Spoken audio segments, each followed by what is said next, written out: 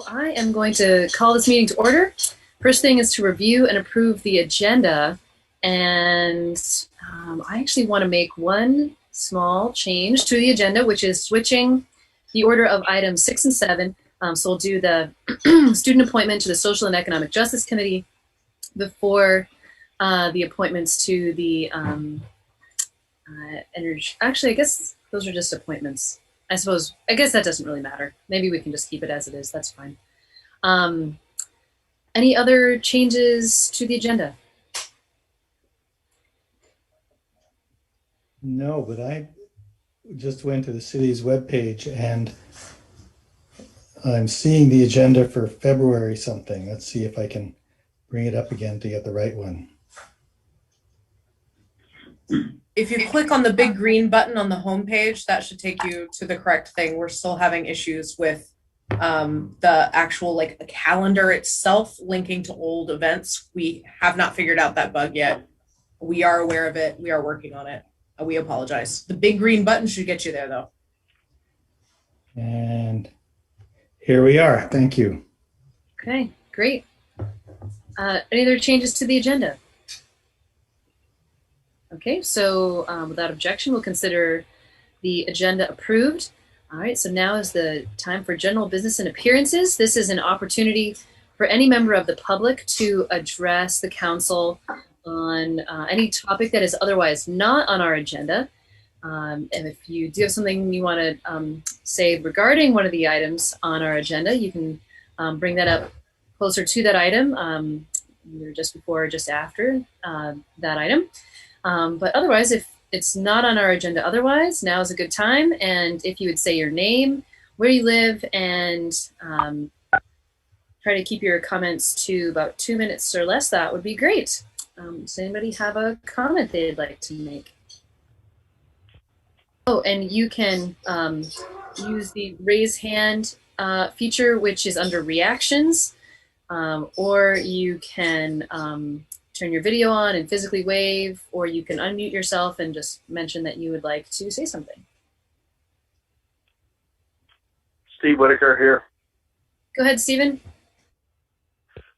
Stephen Whitaker, Montpelier. I'd like to raise a couple of things to flag to the councils. One, I'd ask you to take the conduits off the consent agenda and address those separately.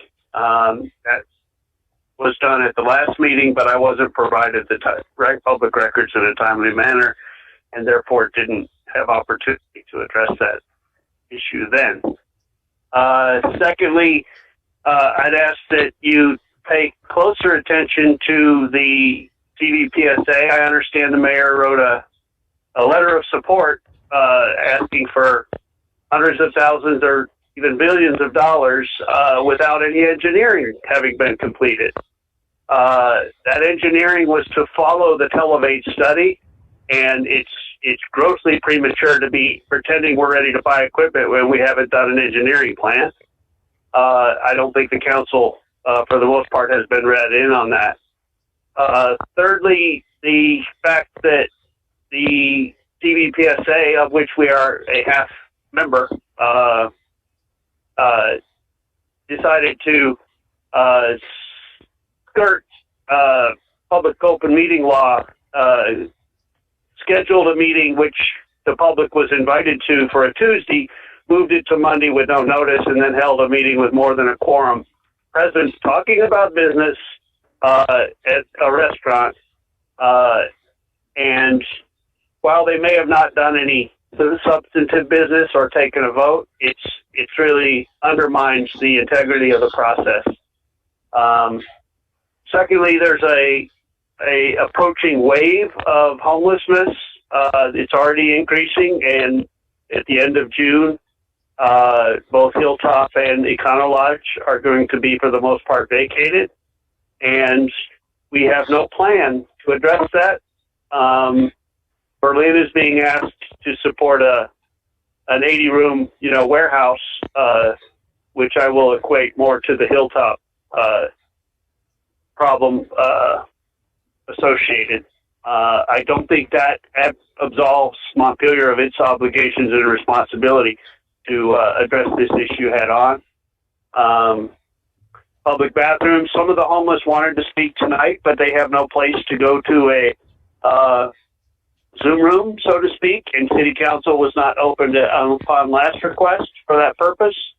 I encourage them to file an open meeting law violation because y'all just refuse to get it. One more. But the appeals to the head of the agency have still not been resolved on public records. I didn't get a notice from Bill's office of the police review committee meeting that was held on Monday. The agenda was supposed to have been sent to me on Friday. It's just the fact that y'all rely on Bill to such a degree and consider him to have absolved y'all as counselors from the responsibility of holding him to account is inappropriate and dysfunctional from a city government accountability point of view. Thank you. Great, thank you. Just to clarify, Cameron, we do have a Zoom room available, so to speak, at City Hall. Is that right? Yes, in the plan that y'all approved for our opening, we just said we would go to a hybrid model for our council meetings starting at this meeting. So council is open, their building is open. People can call me, I'll let them in. They can sit in the council chambers. My number is posted on the doors. Okay, great, thank you. The meeting in question was the police review committee, and they were somebody called to try to get a person who has recently been a alleged victim of police harassment was not given an opportunity to provide that information to the police review committee, even after a police review committee member had called and asked to get into the city council chambers. Okay. Thank you for that, Stephen. Any other comments folks would like to make? I'd like to learn more about that. I was at the full police review committee meeting on Monday and nobody mentioned it, raised any issues. No members of the committee spoke. So if there's information about someone who was denied access, we'd like to learn more about it. Anything else? Go ahead, Donna. Yep. Well, I'll say that I'll be forwarding you both, the whole city council, the application that the Central Vermont Public Safety Authority Board applied for Sanders earmark, as well as Leahy just this last Friday. And I hope that you'll be pleased by it. And then as far as the open meeting law, we had an out of town consultant and we took him out to dinner, and the board and some of the public safety staff went with us. And we tried to do due diligence as far as no business. I can't say the talk was 100% pure, but we did try. Anyway, that was what was happening that Steve is referring to. Thank you. Thank you. Would anyone else like to address the council?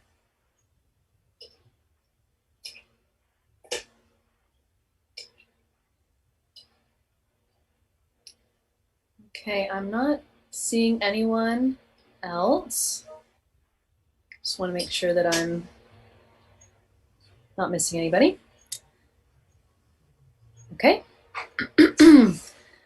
All right, so we're going to move on then to the consent agenda. Is there a motion? Jack, go ahead. I request that we take item D off the consent agenda. That's the conduit permit. And is there a other motion regarding the rest of it? Donna, go ahead. I would like to take Article A because we didn't have the minutes attached. They asked for approval, but the minutes weren't attached to approve. Okay. Otherwise, I'd make a motion to pass the consent agenda as it is with Jack's request to take off D. As well as A, right? Yes, A and D. Yep. And is there a second? Okay, so there's motion and a second. Further discussion on the remainder of the consent agenda here. Okay, all in favor, please say aye. Aye.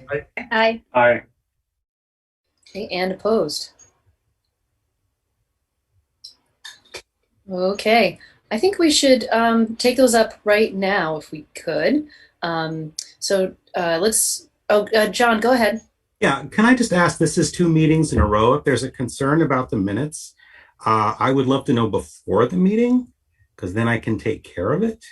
The report goes out Friday, so if something's not there, I'm happy to fix it. Or if something is misspelled or done inappropriately, I am so happy to fix it. Just, yeah, let me know.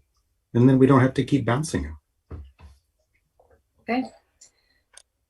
So I'm assuming that we are not going to take up A again this evening. We'll look for the minutes at the next meeting. Is that other people's sort of understanding as well? I'm not sure that we need a motion to that effect. Okay, seeing some nods. Unless, Donna, you'd like to do anything else. Donna, is that okay with you? Okay. All right. And item D. Jack, do you want to talk about that? I move that we approve the permits listed in item D. Okay. Any discussion about that? And we should have a second, by the way. Oh, Dan, yeah. sorry. Sorry, yes, good call. Thank you. Now, is there any discussion about item D? And this includes the public.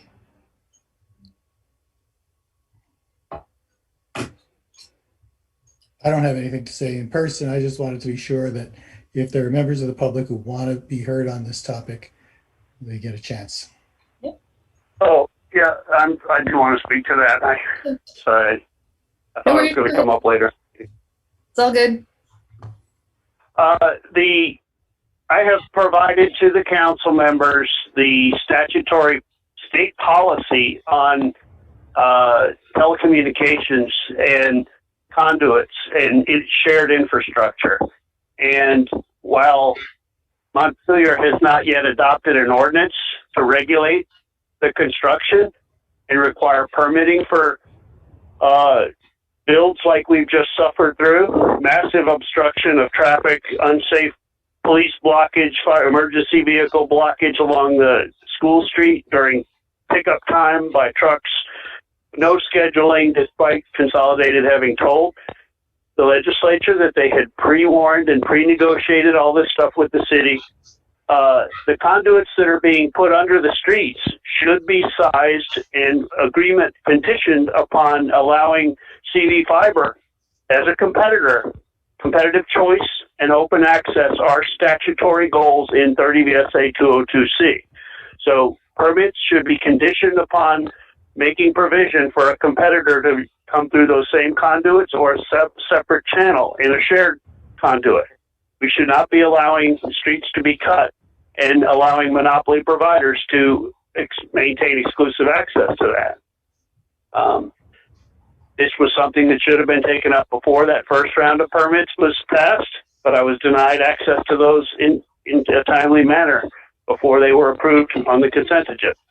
Or no, it wasn't. Jack removed them from the. Anyway, you get the point. I wish y'all would take this seriously because I shouldn't be having to pick up the slack and pull the heavy weight, because you've been not dealing with these issues for as long as CV Fiber has been a member, or you've been a member of CV Fiber. I'll entertain any questions.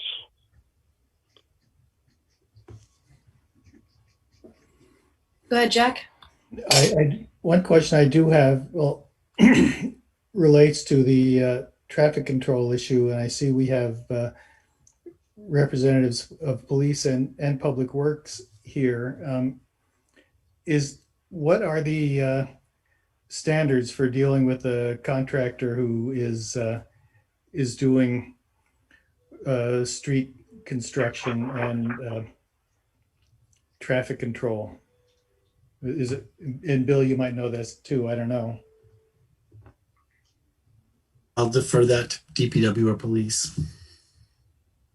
I don't know if Corey or Yeah, the condition of their permit is that they meet NUTCD requirements. Can you elaborate on that for those of us not familiar with the acronym? It's manual on uniform traffic control devices, covers both permanent and temporary traffic control. The requirement is any techniques or signage meet those standards.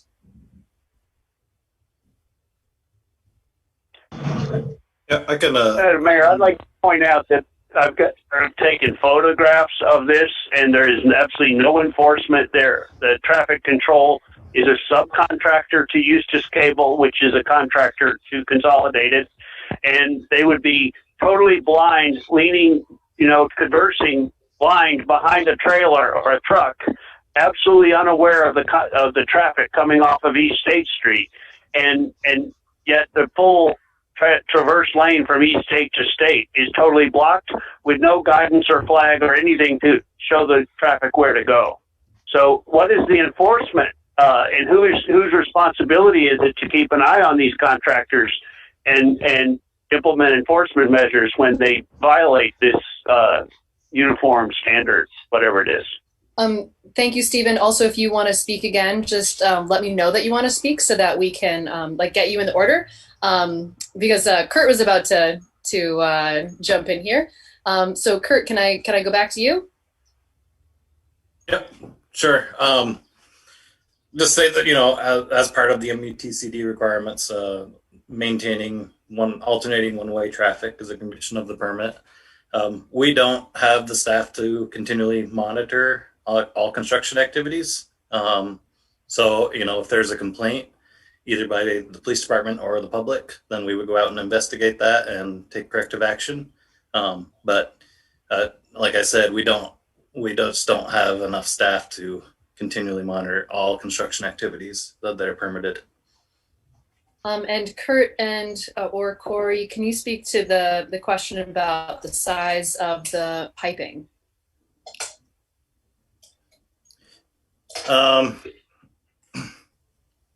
Well, that is not part of the permit requirements to size conduits for alternative uses. It's not included in their purview of authorizing construction within the city limits for conduit specific projects, fiber projects.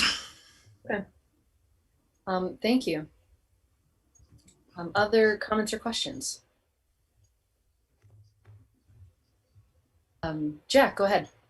I think the last time this issue came up, we had a discussion about this conduit standard, and we were going to look into it and the feasibility or the desirability of requiring a permit condition to that effect.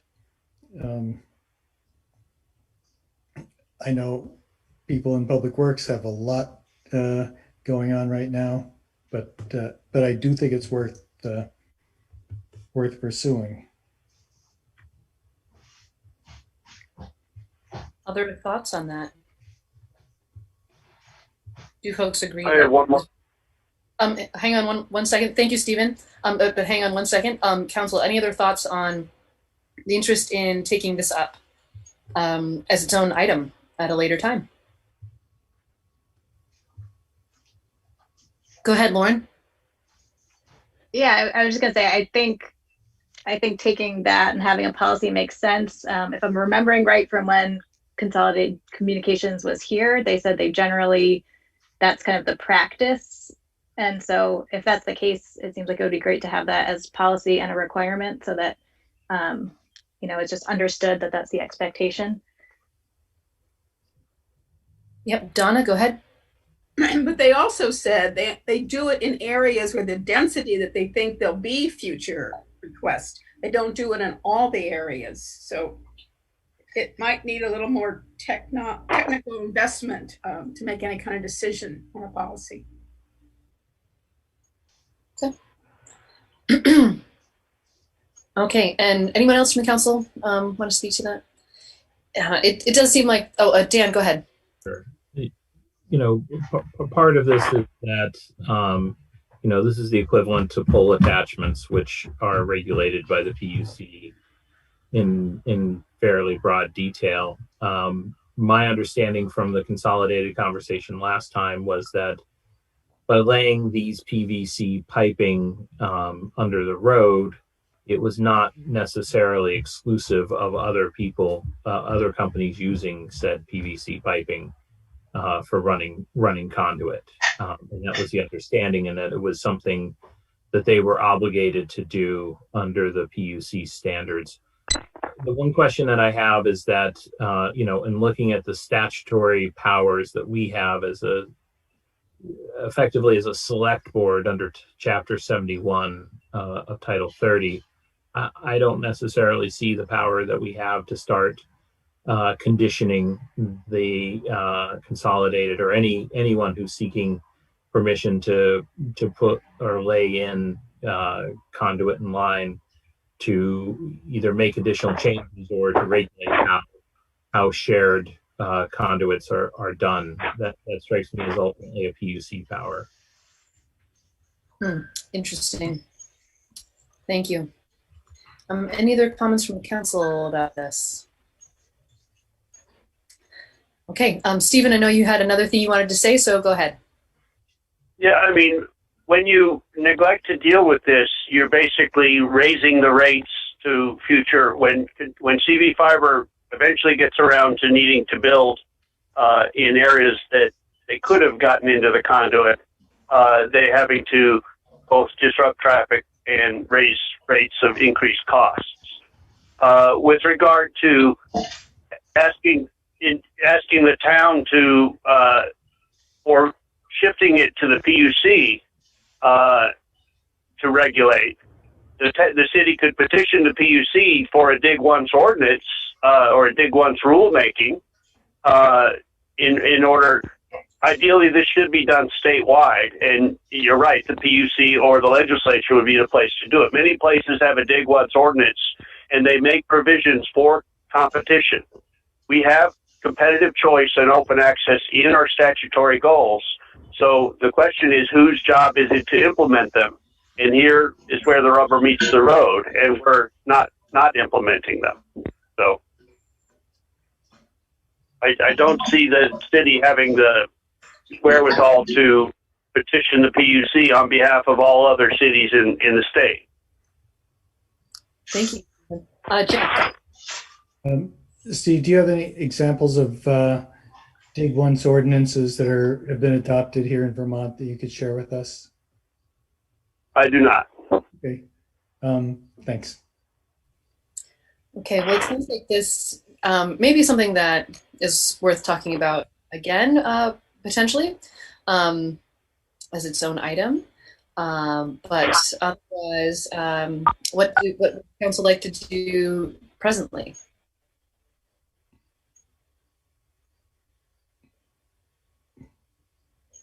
I'm ready to vote on the motion.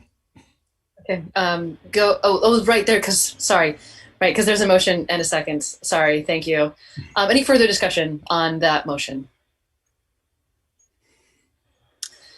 Okay. All in favor, please say aye. Aye. Aye. Aye. Okay, and opposed? Okay. All right, so that motion passes. Thank you for good discussion there. And so I think we are ready to move on to the appointments, which I think we can do probably all together. So two folks up for reappointment to the Energy Advisory Committee, Carl Johnson and Amy Gamble, and a student member seeking appointment to the Social and Economic Justice Committee, Alara Cohn. And I am wondering if any of them are here with us. If you are here, I don't see any of them, but necessarily. But if Alara, Amy, or Carl, if you are here, feel free to unmute yourself and or turn your camera on or whatnot, and let us know you're here and tell us about your interest in these committees.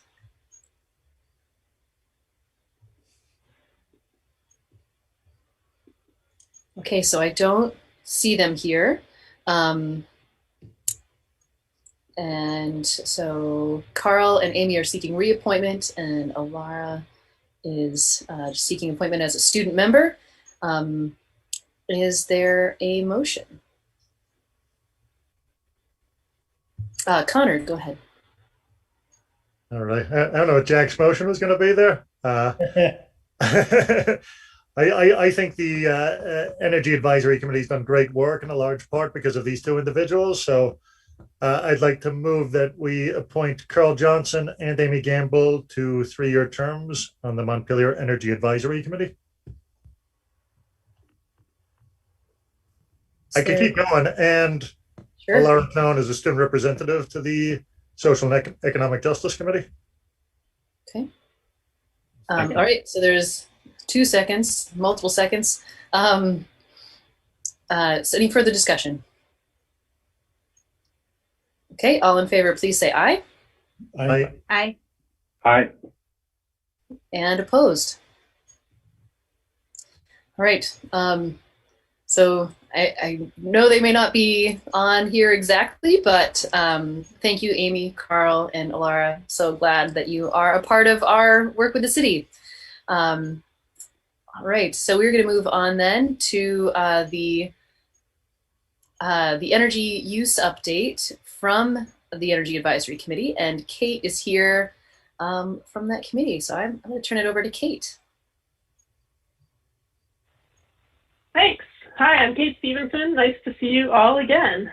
I am hoping to just do a quick update that we do annually for the fiscal year 20 municipal energy use update, and then just kind of give you a quick update on where we are with the Net Zero 2030 action plan at the end here. So I'm hoping I can share some slides. Cameron, can you? You should be able to do that now, yes. Okay, great. So just run you through, you saw this in the packet, but wanted to point out a few things. Just again, this is tracking only municipal building and operational energy use. So and if you've been on the council before, you may have seen some of these slides previously, but we've added a year, right? So we now have a full 10 years of energy data that we have been tracking. So not surprisingly, 2020 or FY20, which actually, ended last June, so it included about 1 month of pandemic, showed a decrease in energy use. And so it was a funny year. We can't necessarily assume that those energy reductions will continue over time in the future. But just to, jump right to the point, we had about a 15% drop overall in energy use in FY20, and most of that was in the fleet, and then smaller reductions in both thermal and electric. So I'll just kind of walk you through those pieces. So again, about 2/3 of our energy use is from thermal heating of our buildings, and about a third is electricity, and then a smaller chunk is the fleet. That hasn't really changed that much over time, but the fleet piece did shrink most in FY20. And this is just another version of that graph that shows, how these different sectors are changing over time. And then this breaks it out into the different departments. So you can see the orange bars are electric, the blue bars are thermal. The biggest overall energy users are the schools, which we lump together into kind of one bucket, and then the wastewater resource recovery facility. And most of the fleet falls within DPW.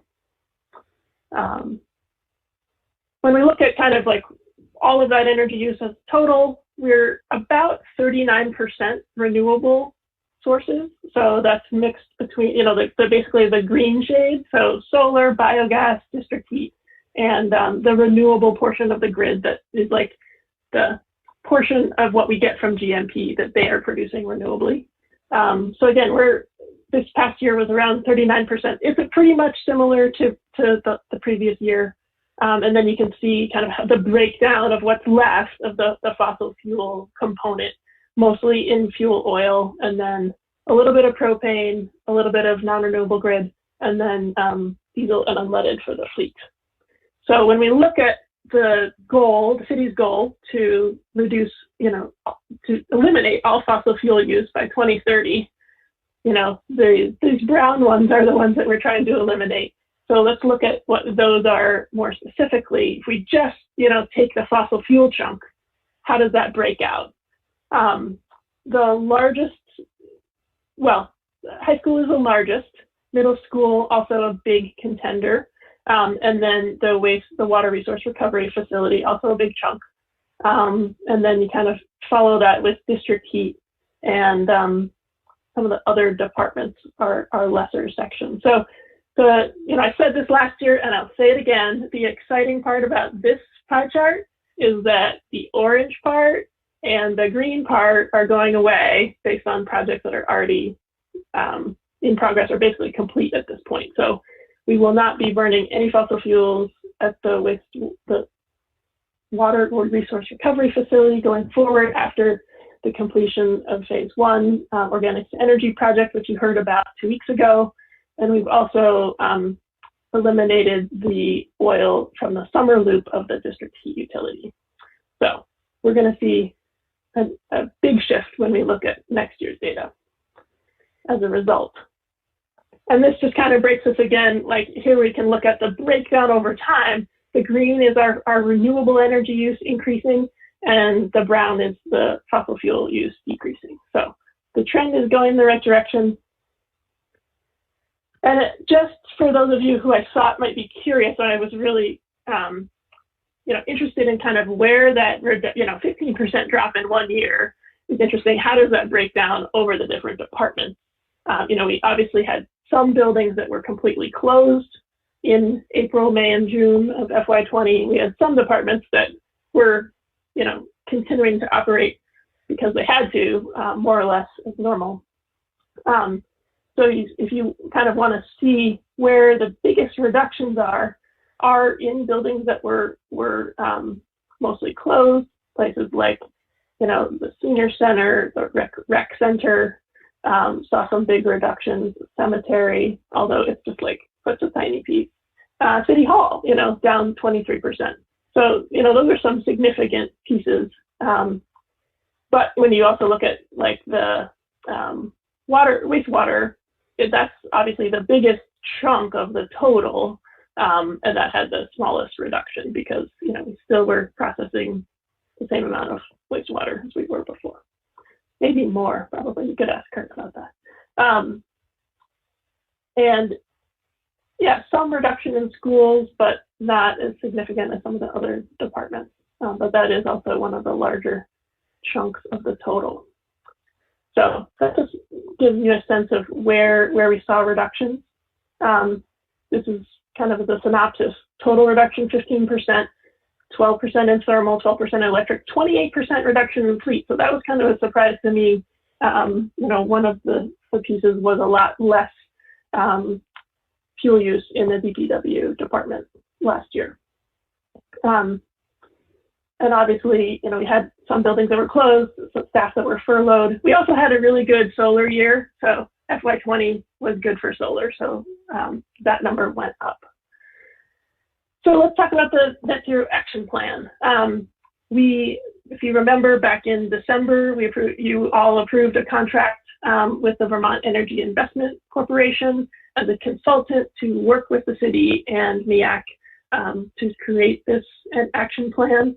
And really, we knew that as volunteers and with the limited city staff that we have, like we couldn't do this on our own, but we really needed a step-by-step plan that would look at the next 9 years and figure out how are we going to get there? How are we going to get to this goal of reducing all of our fossil fuel use?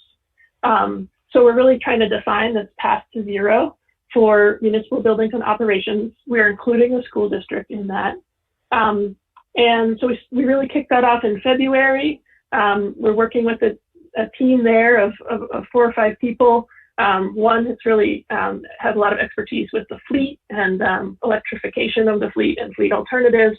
One who's kind of focused on the buildings, one who's looking at the tracking overall, and one who's working on communications plan and how are we going to share this with the community. And I think we just got the first 2 deliverables today via email.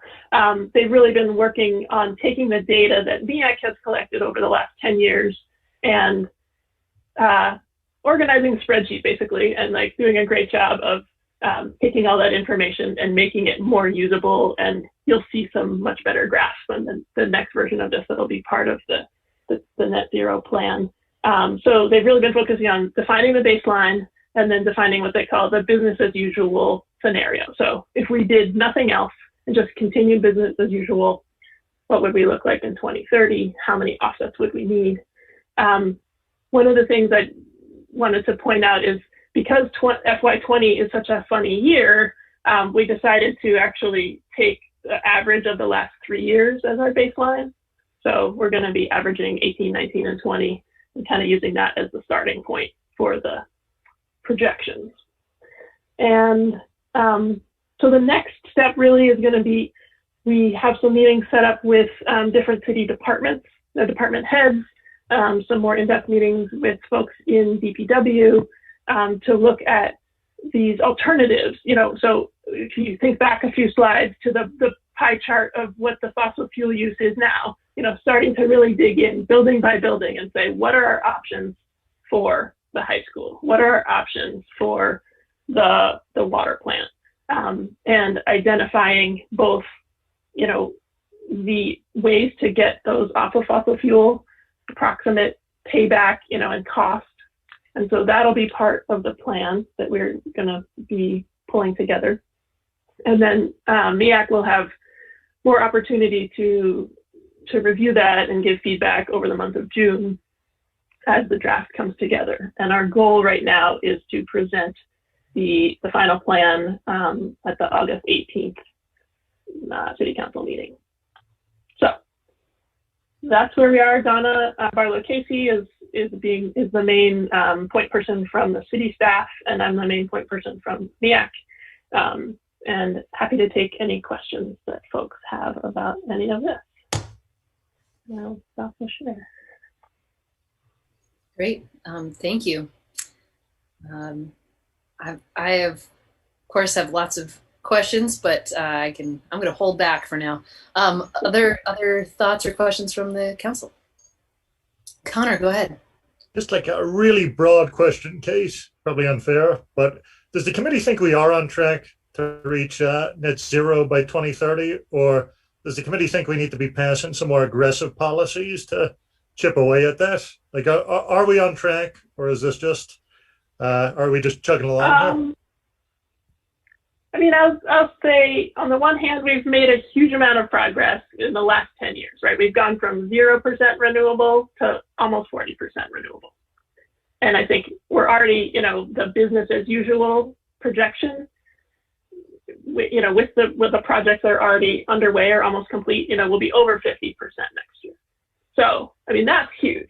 And I want to give credit for that. But if we don't do anything else, there are no other plans in place for changing the other 50%, you know, and to be, you know, to be a little more pessimistic, I would say, you know, we've done the easier stuff. Not that any of the stuff that we've done is like easy, but the other 50% is going to be harder. It's taking all of our fleet off of diesel and unleaded gas, which, you know, we don't have electric alternatives yet for all of those vehicles. So I don't necessarily know that they're obvious. Like, that's the whole reason that we're doing this plan, is to kind of come up with the alternatives. They're not always necessarily policy alternatives, but they may be investment required from the city to do the projects. So we're really trying to lay out the projects, put them on a timeline over the next 8 years, identify what it would cost, identify potential funding options, you know, that might be out there in the world, and which ones, you know, are the best investment for the city. Thanks so much, Kate. Great. Donna, go ahead. Well, it's not a technical question.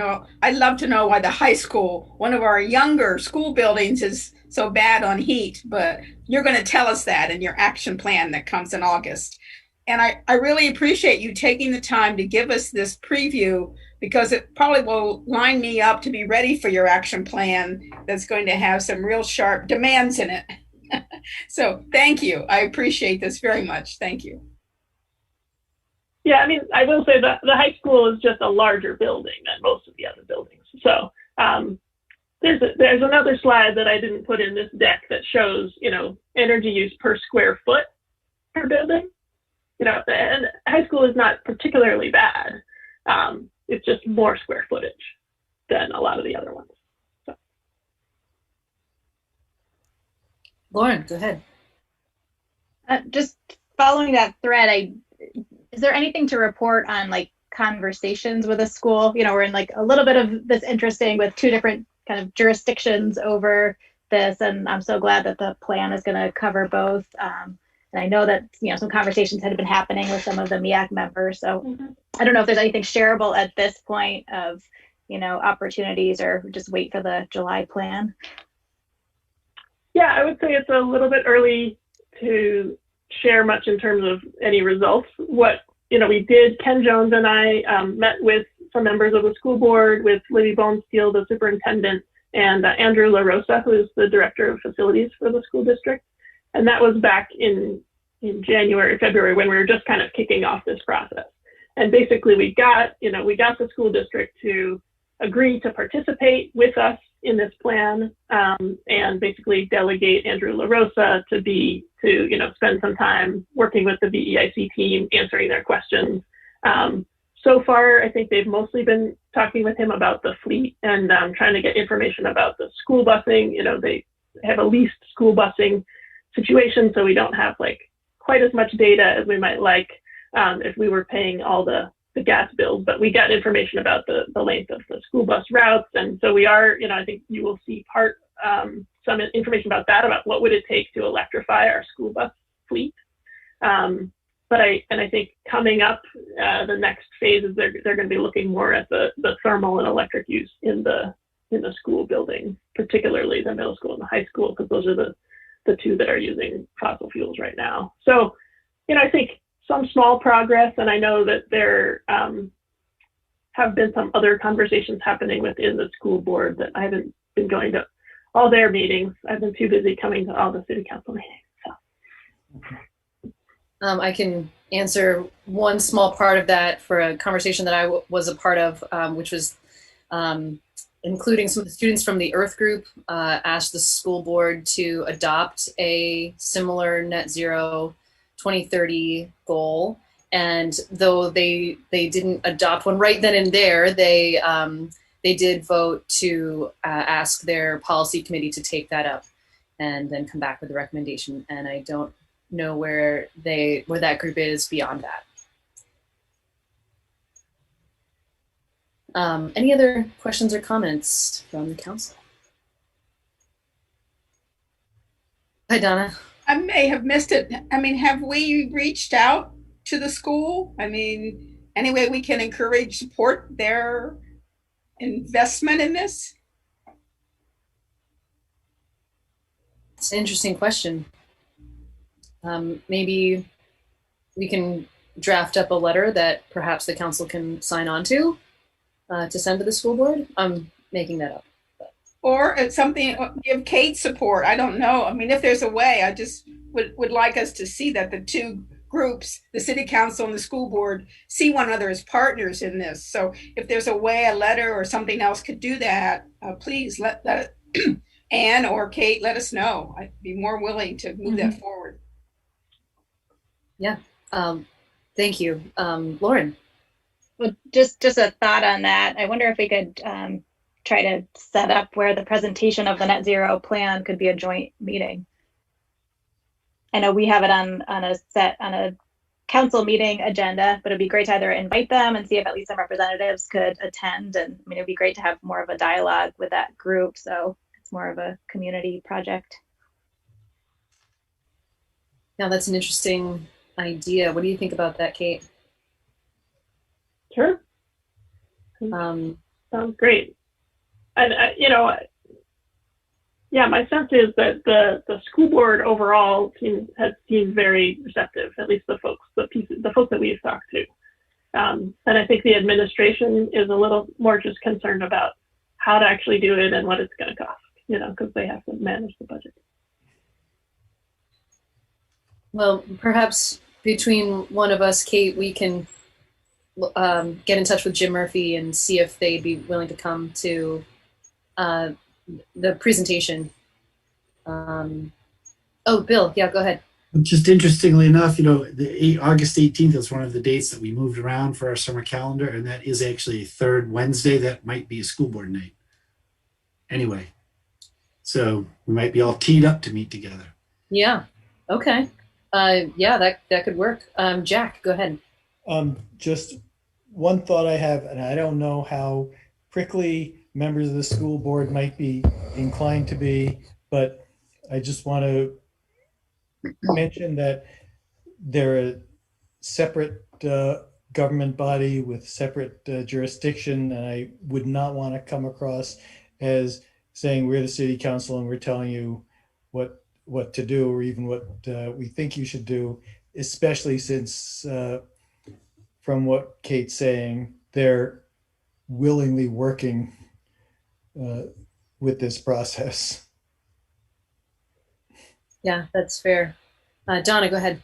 I just would hope an invitation would not have that attitude at all, Jack. I mean, Yeah. I feel like with our legislators, we need to meet with them and talk to one another like we used to. We had different superintendents go through, but at various times when I've been on the city council, we've had a much closer relationship with the school board. And I would like to see that happen at least through the superintendent, if no one else, and the school board chair. So this could be an opportunity of an invite, Mm-hmm.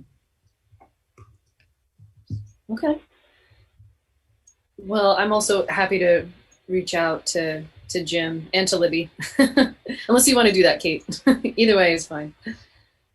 I think you should do it from the council, or as the mayor or something. Sure. That's fine. Dan, did I see you had a hand up? You did, and then you heard kids yelling in the background. No, we were starting to go down a path of, I see a benefit to meeting with the school board on a number of different issues to have a conversation with them. But I think, one of the things we have to be careful about is to be clear about the parameters of such a meeting and what they would be willing to talk about. And certainly the energy usage issue is an interesting one. And I could see a meeting with the school board starting to spiral as our conversation was starting to spiral into bigger issues. And if we're thinking about trying to bring the school board together, just being careful about how we approach them. Yeah, that's a good call. I could also, we'd have to abide by both of our sets of rules. And we have slightly different rules, particularly around public comment. So I think we'd have to just be conscious of that. So yeah, and keeping our conversation sort of focused. And I imagine we'd probably only stay together for just this piece of it, and then go our separate ways to our different meetings. So we might have to have, at least one of our bodies is going to have two meeting links warned, if we're still virtual by then, of course, which hopefully we won't be. But anyway, we'll see. Jack, go ahead. Don't want to step on your toes, and by getting into the data question, I know that's what you eat up. But what occurred to me as I was looking at the pie chart and the division between space heating and vehicles and electricity, as we move to adopting electric vehicles, is there going to be a way to track what share of our electricity is going to the fleet as opposed to lighting and other building uses? That's a great question, Jack. And I think it really, assuming that the city was moving forward with electrification of the fleet, there would need to be additional electric vehicle chargers installed. probably at different locations. Right now, we just have the one at City Hall. It's on a separate meter, but it's mostly just for public use. It's not necessarily for city vehicles because we don't have any electric vehicles right now. So, I think part of the plan will talk about electrification of the fleet and how many chargers might be needed and where the ideal locations would be. And probably those chargers would each be on a separate meter. And so then going forward, we'd be able to say, okay, pull these 3 meters and know that much is for fleet use. But it is something to think about, whether you just put a charger, on the side of the DPW office building and have it connected into that building's meter, or whether you want to be able to meter it separately. But most of the chargers that I'm familiar with, even if they're on a whole building meter, if it's through ChargePoint or something like that, they have an interface where they're tracking all the data, how many kilowatt hours go out on each meter. So I think we'll be able to parse out that information going forward. DPW is obviously a very data-heavy operation already. Okay, thanks. Lauren, go ahead. Do you have any sense, Kate, last meeting we had gotten the presentation about the water resource recovery facility and 2 paths, and we were talking about the energy implications of that. I don't know if we know enough already where that could be modeled as part of this report, or if that's going to be a longer timeline. I know we've got a little more time to kind of do some information gathering and decision making around that than the timeline of this report. So just curious, any input you had on that? Yeah, so I have talked to the VEIC team about that based on the last council meeting, and said, don't assume the original phase 2, cogeneration plan. So the baseline is not going to include, or not the baseline, but the business as usual projection is not going to necessarily include one or the other, the dryer or cogeneration. The end of the day, when it comes to how we know that all of the thermal use at the wastewater plant is going to be covered by biogas. I think that's kind of the assumption we're going with, that we're not going to have to burn oil going forward, and we will have excess biogas. But what that excess biogas is used for, it's basically for something that we're not going to replace any current use. So when it comes to these projections, it kind of doesn't matter. It's not going to make a big difference.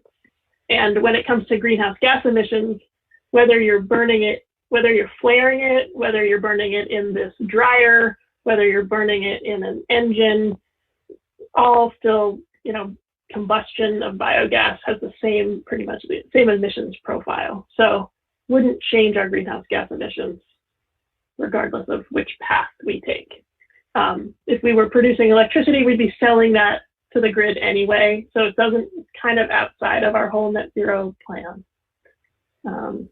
We would not get any, we would get money for it, but we wouldn't get credits for it towards our net zero goal.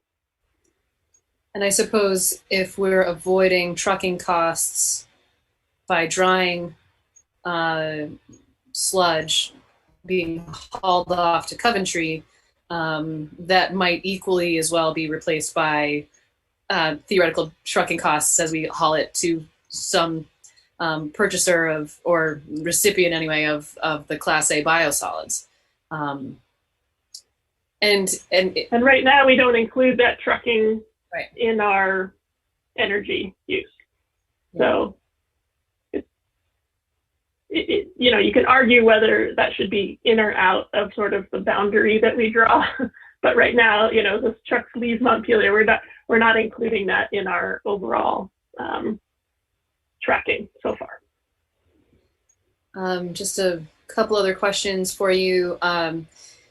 Obviously, in the bar graphs that label the schools are included. Are the schools included in the rest of the data that is sort of more general, where it's thermal and fleet use? And okay, so yeah, they're in all of those slides that I showed today. All include schools.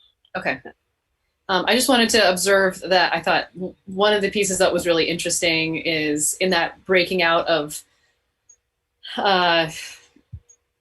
which departments saw electricity reductions. Just the fire I thought was really interesting because while it's only 2%, presumably they were not more closed than other departments, and yet they had a 34% reduction. One of the larger reductions, which was curious to me. Yes. Well, you might also remember that last year we completed a project. We completed 2 projects using the Net Zero revolving loan fund at the fire station, and one was to fix the controls on the snow melt system, and the other was insulating some of the district heat pipes.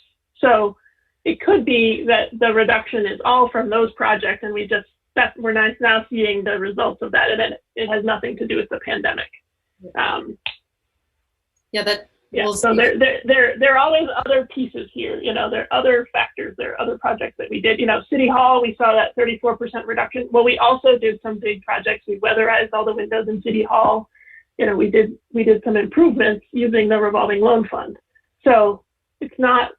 You can't point. I could break it out by quarter probably, but that's more trouble than I really want to look at. It may not all be pandemic related. Maybe not all pandemic. That's pretty interesting, and I'll be curious to.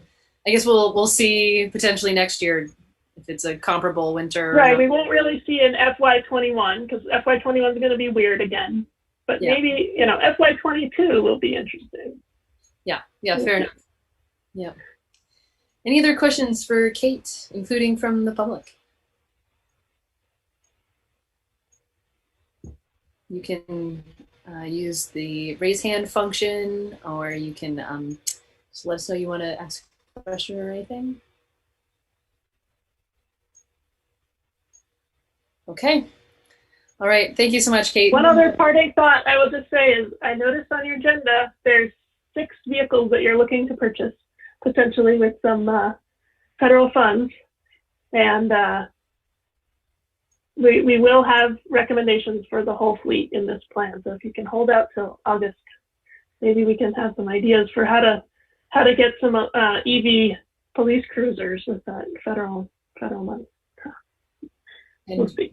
Just want to throw that out there before you go spending $200,000 on new vehicles. We should look at the. Thank you. Yeah, for sure. And also, on my radar is the potential for electric light-duty trucks.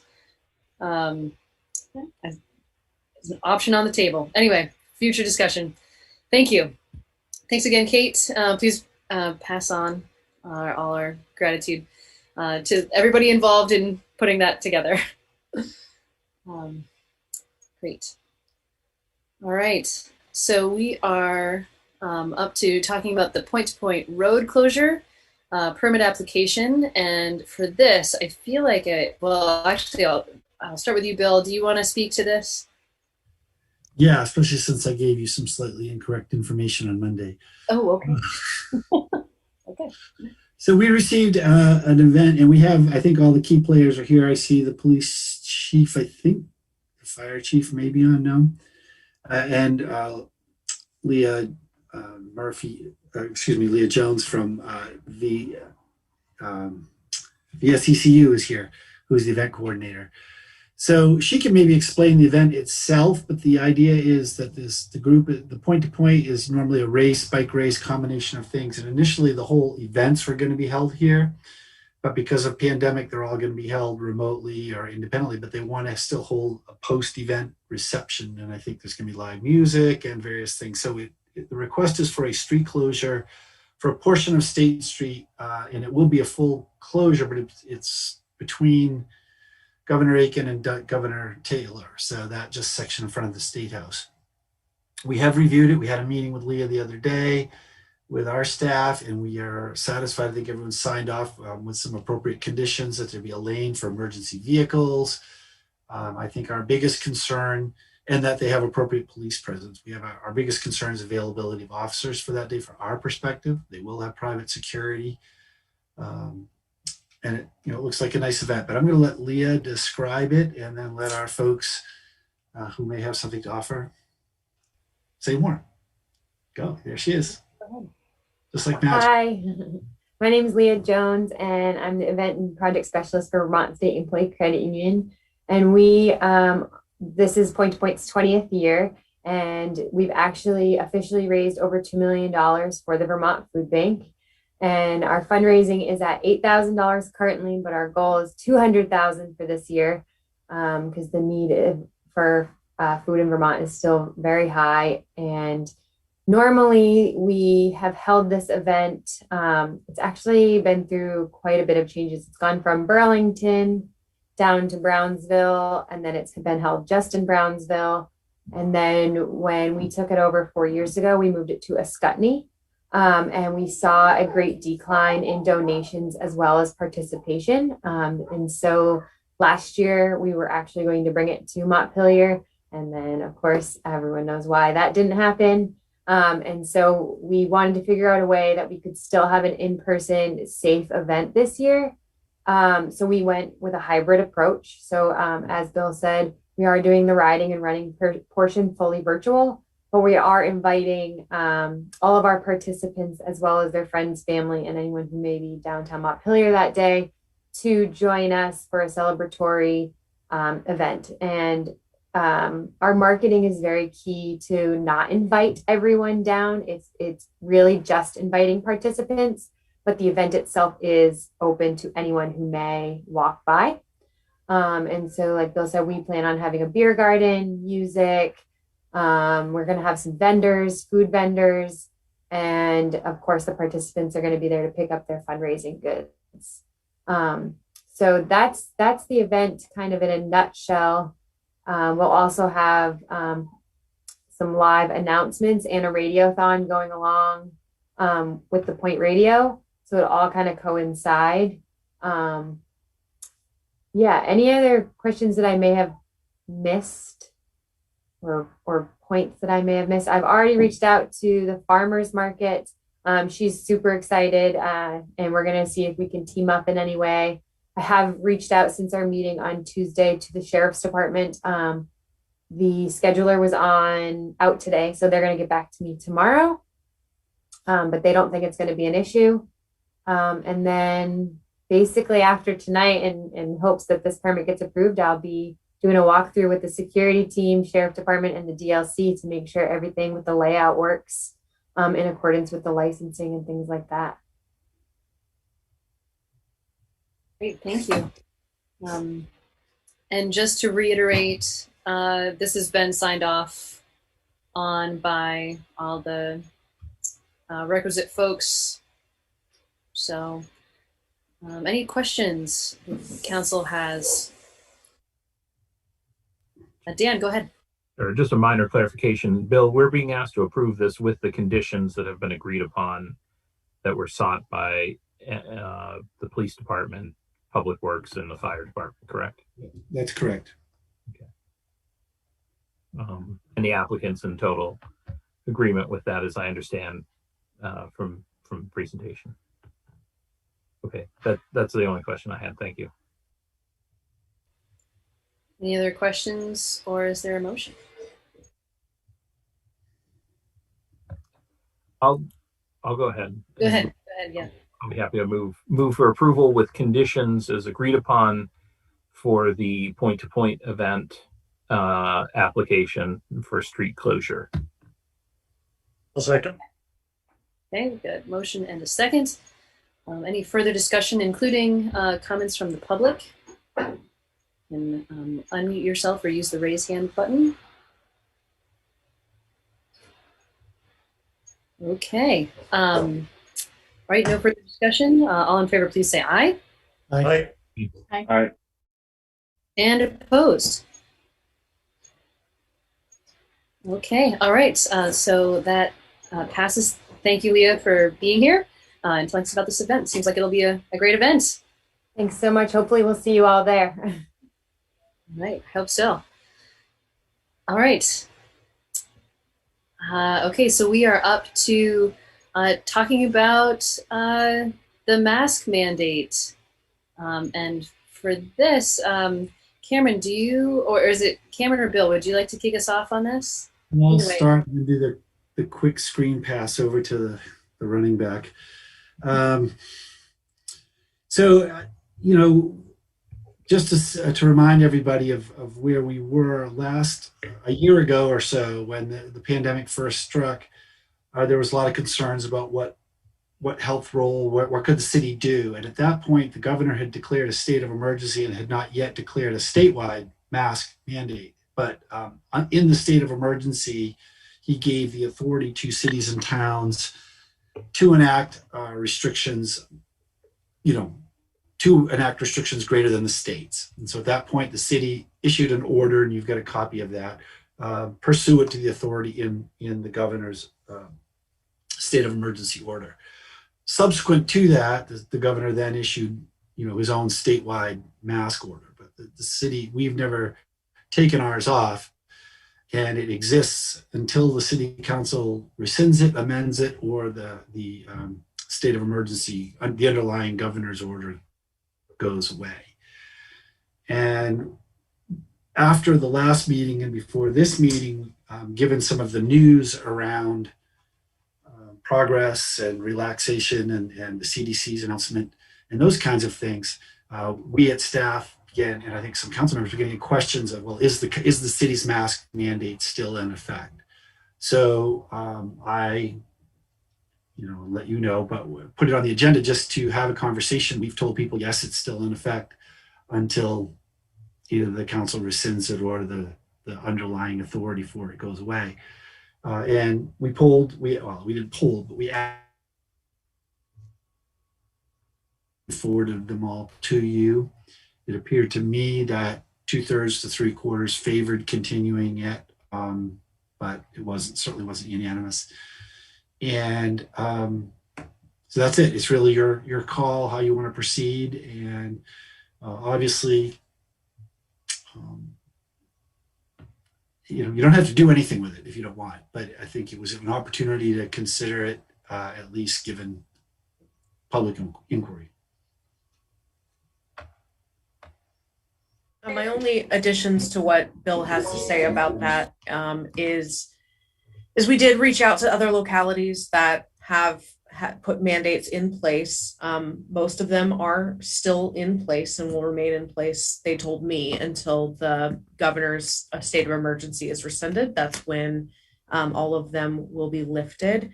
Like Bill said, it is the authority that allows us to do that. So once it's lifted, our mask mandate is sort of off the table regardless. When I was in discussion with some of these folks, that they said to me that was the science that they were going to follow, is it gave their business community consistency until the mask or the state of emergency is lifted, which was helping their businesses. So that was sort of the feedback that y'all were forwarded. And in the memo that I sent today, I broke out sort of those who wanted to continue it, see it revoked, or were unsure. And we did have a majority of folks wanting to keep that in place. So the governor does intend on lifting the state of emergency, I think, or either July 4th, or I think if we hit some benchmarks in our vaccination status as a state. So.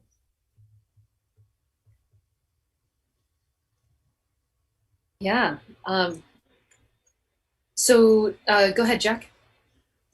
Is it the state of emergency that he's lifting, or the all the restrictions on gathering and being public and stuff like that? Because I think there are other things that are tied to the state of emergency. There is, in his conferences, he has made mention that he would like to see an end to the state of emergency. Okay, thanks. Donna, go ahead. Well, I'd like it to stay in place until the governor does rescind the state of emergency. I feel more comfortable and more supportive of the businesses. Yeah, other thoughts? Lauren, go ahead. Yeah, I agree. I mean, at least for now, I thought it was compelling. It seemed like quite a few businesses employ people that are in that age band that they haven't yet had time to become fully vaccinated. So especially in the retail sector, it seems like, quite a few stores felt like their staff wasn't yet fully vaccinated. So, having that kind of unknown and potential risk, and the consistency of having it through the city instead of having to enforce it themselves. So I think for now, although I would be willing to revisit it, I think, a lot of them implied in like a couple weeks that the staff in general would be fully vaccinated. So then I think you're starting to get to maybe a different calculus. Yeah, Connor, go ahead. I might differ a little bit, but I think, like, I'm not into always following the state, right? The state, I thought, was a bit too late to enact the mask mandate, and we did it sooner. And I think that was the right call. I think most people would agree that's the right call. That said, I think, if you follow the science one way, I think you have to follow the science the other. And to me, the question is, like, it's a timing issue, like Lauren said, has everybody had a reasonable opportunity to be vaccinated at this point? And maybe today the answer is no, but I don't know, if you picked a date like June 15th, is there anything we're going to learn between now and June 15th that is going to sway our opinion one way or the other? I don't really think so. So I would be comfortable, like, setting a date and, like, just going around town. There was a business a couple of days ago. I saw a big sign out there: mask mandate rescinded by the state. If you're vaccinated, feel free to take off the mask, So I think there's a lot of confusion. People are already under the impression that this has been lifted. I'm not confident that we won't have to enact another mask mandate with one of these strains at some point. And I think people need to be able to trust us that we're going to go, one way if we go the other. So, I'd be comfortable setting a date like June 15th. And lift it at that point. I don't know if revisiting this at any point is going to give us more information that we need to make an intelligent decision on it. That's interesting. I'll hold off on my comment till after. Go ahead, Dan. Sure. I generally tend to favor Connor's position as well. I think the key thing here is an element of consistency, and that was the thinking that went behind enacting this mask mandate, was that it took the burden off of individual businesses to enforce this issue, where there was a general consensus that they should, that it was a protective measure, that it was an effective protective measure. And so, in lifting it, I think we want to be careful about doing it in a way, that's not too quick, but neither is it sort of dragging the heels, so it undermines the effectiveness of it. And so I think Connor's proposal strikes sort of a middle ground, which is, to extend it, to announce that it's ending by a date certain, but not an immediate date certain. That we give the public and businesses time to adjust, because this is also consistent, I think, with a lot of the feedback that we received from businesses, which is most of them want it to continue for a period of time. We are, if you have a child under age 16, they are still in their first few weeks of getting their vaccine if they signed up right away. So putting it on the other side of that at least gives, I think, a little bit more protection on that end. It gives everyone a sort of consistent date to head for. And I think it's consistent with the governor's general trajectory, which is, the 80% number when a lot of these things will be lifted, which should happen, in the next 2 to 3 weeks.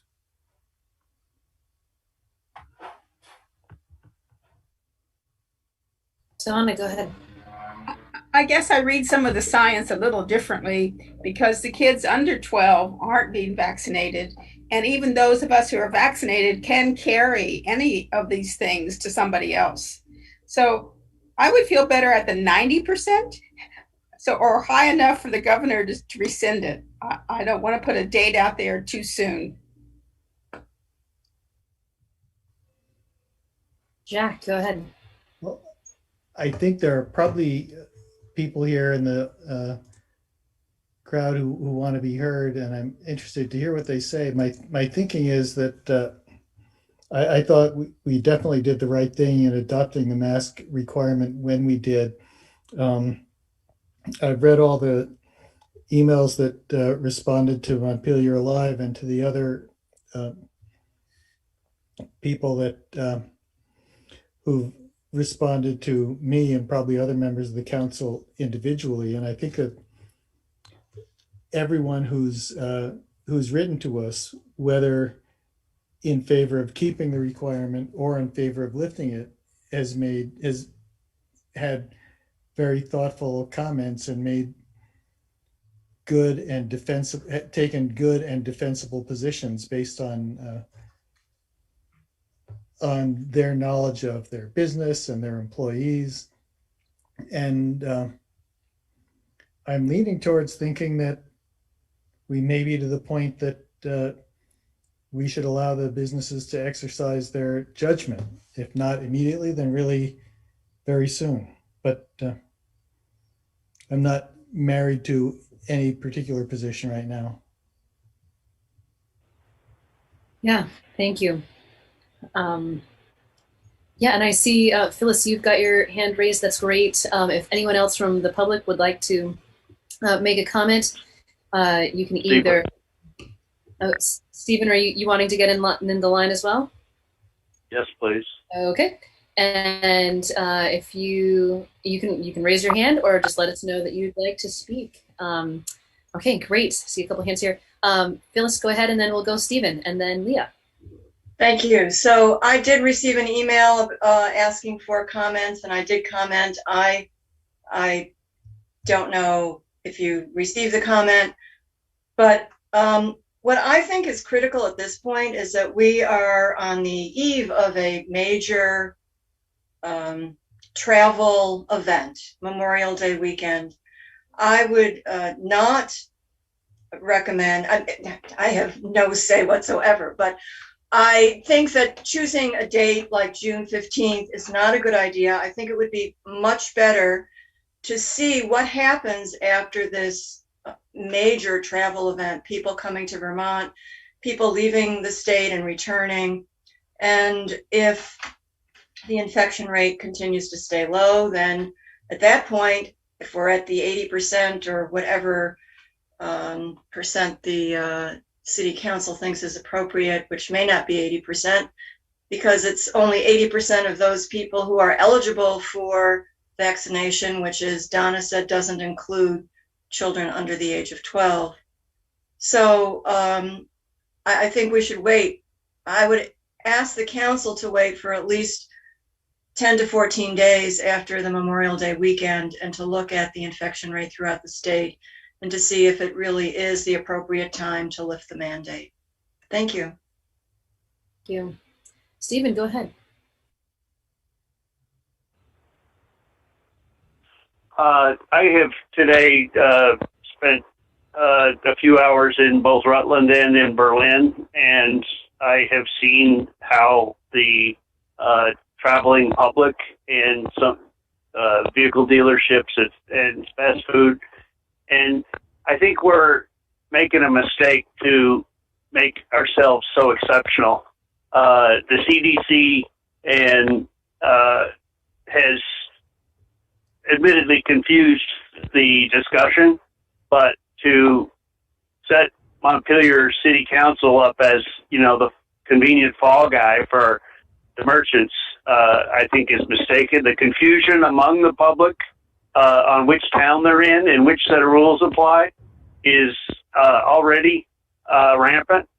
And to basically, I just think we're being overly nanny-esque at the present. I don't think it's within our control, and it's somewhat delusional to think it is.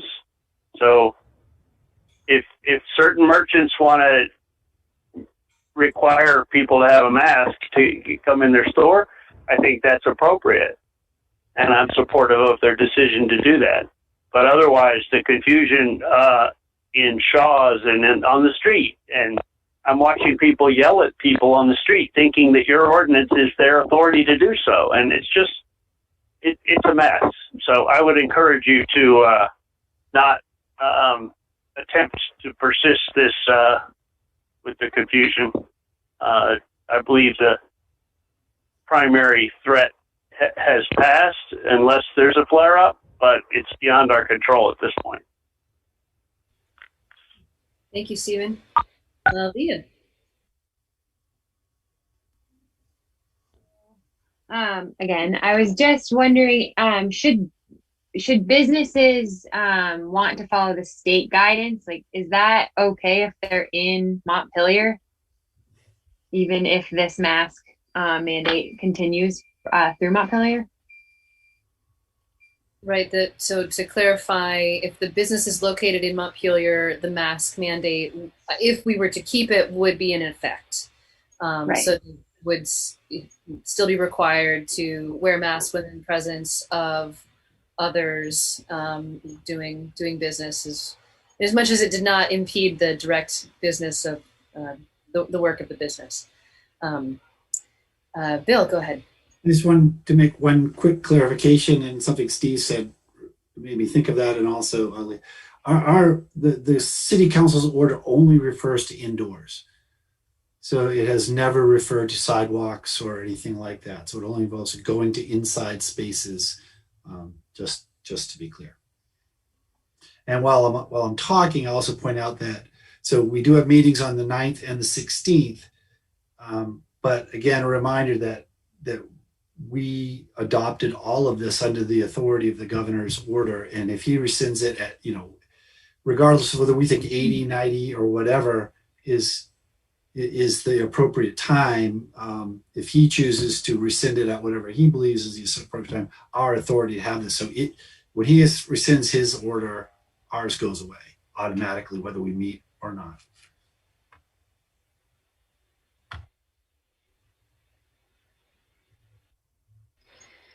Yeah, anyone else from the public that would like to address the council on this?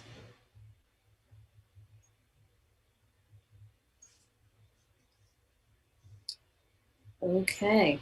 All right, well, I'll just speak for myself and say that I have personally felt very torn about this particular topic. I have actually changed my opinion about what we ought to do a couple of times now, and I think this idea of setting a date out in the future is really interesting to me, in hopes that maybe we will hit 80% and it'll all be going away anyway before then. But I also I really appreciated what Phyllis had to say about that. That we're right up against this travel weekend. So anyway, all that is to say, I'm right now anyway. I'm leaning towards keeping it and just riding it out, just waiting until the authority to lift it goes away. But respect that this is difficult and there's lots of opinions. So other folks, yeah, Jay, go ahead. Yeah, I'll concur that I've been torn about this and trying to be able to, ultimately it's about consistency for me and being able to empower business owners, all types of business owners, to be able to protect their employees and give them enough time to go through the process to get vaccinated. At the same time, though, I'm very concerned that if we don't want to be too out of step with what the governor's doing and what the state's doing. And just what I read today is, this morning is that the governor's hoping there's a chance that we'll get to 80% by Memorial Day, as opposed to the 4th of July. So that's this coming Monday. We may not quite get there by then, but it could be. And so part of that is, I don't know if the decision will, he has said that the restrictions will will go away once we get to that 80%, but we don't necessarily know exactly what that means for the state of emergency, right? So that in terms of authority to what Bill was saying. So, my sense is that, we're meeting on the 9th that will, at least we can keep it in effect until that point, and then, and then be able to make a decision, that is appropriate with what authority we have, and that also, allows consistency for business owners and, kind of to what Jack said, to like folks who are coming and going, that, we're making sure that we have a unified message, and then that's within our authority. So thanks.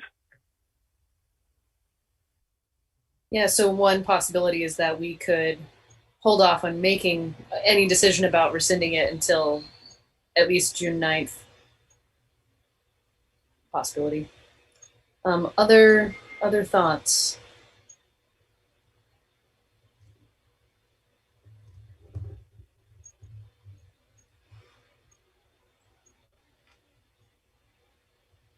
Lauren, go ahead.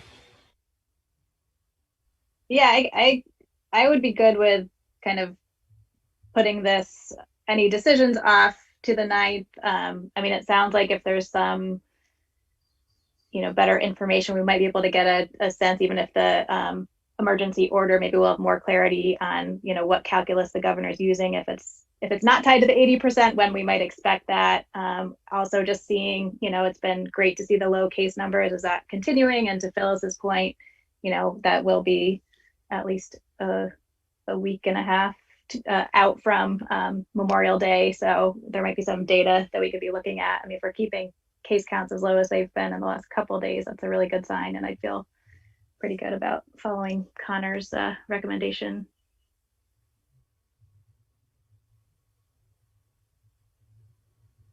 Is that the middle ground of the middle ground?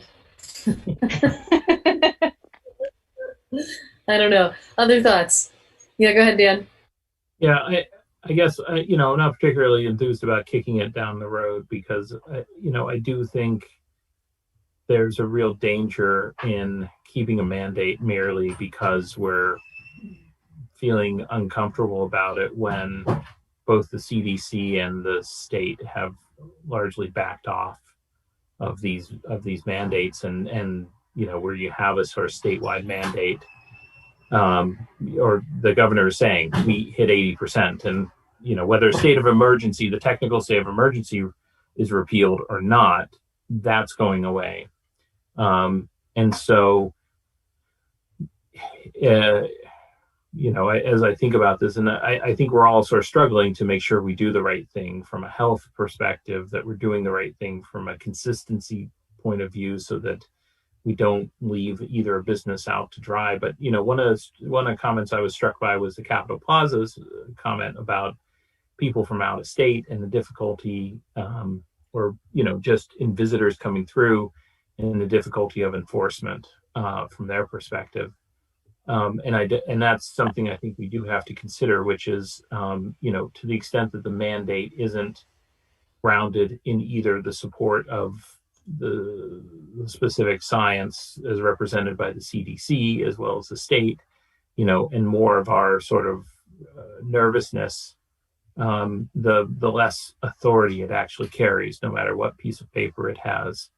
So I guess that's a long-winded way of saying I would be fine with us kicking it down to the next meeting, but I would urge that conversation be a very strong one towards especially taking a look that if the numbers are not justifying it in terms of surges, and if the trend has continued as it is, then we really have no business continuing the mask mandate.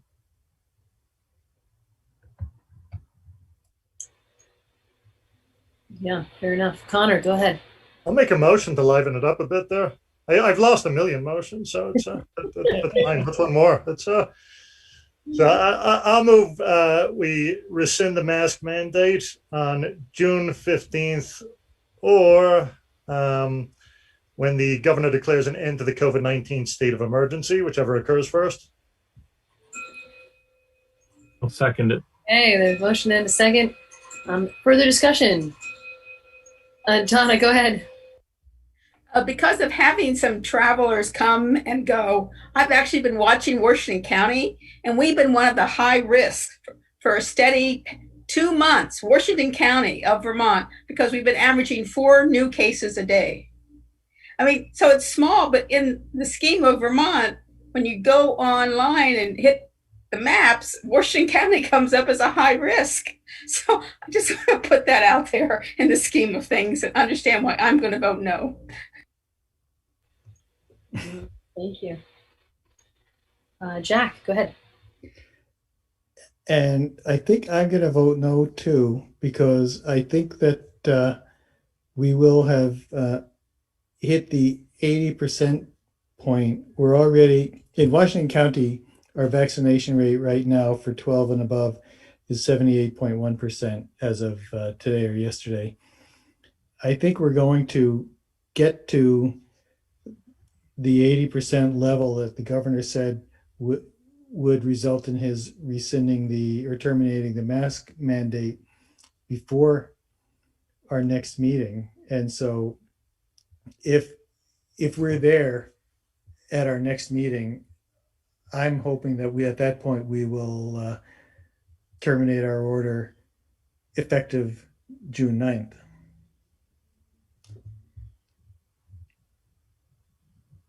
Yeah, fair enough. Any other thoughts? Lauren, was that a hand? I'll go Lauren, then Dan, then Connor. Yeah, I was just going to say, I mean, I think I don't know how much planning or signage or whatever, if people would want to be thinking about, would they want for their own store to maintain one for whatever reason, if their staff isn't.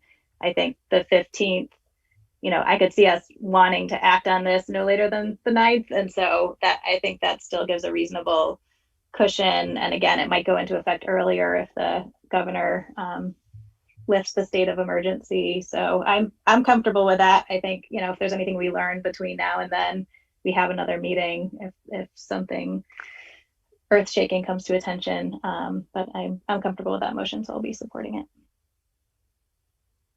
it. Dan. Yeah, just to be clear, as I understood Connor's motion, it was the 15th, June 15th, or upon the rescinding of the emergency order, not the 80% number, because the emergency order, and that's a bit of a redundancy in the fact that once the emergency order is rescinded, authority for the mandate goes away anyway. So it really is a June 15th mandate, or marker for this. And just I think it locks it in so that not lock in the sense that it just commits us to this date and to be closely watching it and giving businesses, I think, that clear signal that this is on the horizon. So if in fact they feel like we really want this mask mandate to stay beyond the 15th, and they can come back on the 9th and give us a lot of reasons why the mask mandate should stay, because I think this would send a very clear signal in advance that this is the way we're leaning based on the general trends and what we're hearing from the state and federal. So that's why I'm supporting the motion. Connor. Mostly what Dan just said, but again, I just reiterate, I don't think we're going to learn anything between now and June 9th that's really going to make a difference as far as keeping people safe. 79% to 81%. I'm not Dr. Fauci. I don't know. I think it's the Buddhist middle way approach to give people a heads up of when this is coming. Let them know we anticipate doing it, but also signal to folks in town, like, if you didn't get the second jab, get it in the next few days if you can, and we'll get it sussed out. So, especially since we don't have money for the lottery like Ohio. All right, any other comments, thoughts? Okay. All right, there's a motion and a second. All in favor, please say aye. Aye. Aye. Aye. Oh, interesting. Okay, all opposed? No. Okay. And Don and I were saying no for opposite reasons, but That's right. Well, That's right. because we're remote, and it's not unanimous, I think I'm going to go through the names. All right. So I'm going to go in the order in which you appear on my screen. Connor. Aye. Lauren. Aye. Donna. Nay. Jack. Nay. Jay. Aye. And Dan. Aye. Okay, so the motion passes. So we're setting a date for June 15th to rescind our mask ordinance or mask mandate or emergency order, I suppose, unless it's the whole thing is lifted before then. That's so interesting. I thought for sure I was going to have to vote, but here we are. All right. So thank you, everybody. Thanks for that. That's a tough decision. But as Lauren said, if we do learn anything new, we do have another meeting in between on the 9th if we wanted to revisit that decision. So, okay. Thanks for that, everybody. And okay, so we're moving on to point of order that just so everyone thinks about it now, that if you did want to revisit that decision, someone who voted on the prevailing side would need to move to reconsider at the next regular meeting. Okay. Thank you. And just to be clear, it's better if we can warn it on the agenda, but we wouldn't have to. Is that's accurate? Correct. Okay. Okay. All right. Thank you for that. And so now I think we are ready to move on to the ARPA funding recommendations. Several lists. So I'm going to turn this, I think, either to Bill or to Kelly. I'll start, and then Kelly will do the heavy lifting. Basically, the goal tonight, and I appreciated the comments from Kate Stevenson, but you're not actually voting to spend any money tonight. We're not asking you to. Basically, we've learned about the ARPA funding. We've gotten some clarity in the last couple of weeks, although not crystal clear clarity, but definitely more direction about how it can be used, what its requirements are, what you can't use it for. And so our goal tonight is to just walk you through that, the basic fundamentals of it at least, and then taking a look at funds that we have in projects. And we've given you this, the total list of everything that's on the table. And obviously we're not going to fund everything that we have going with the money.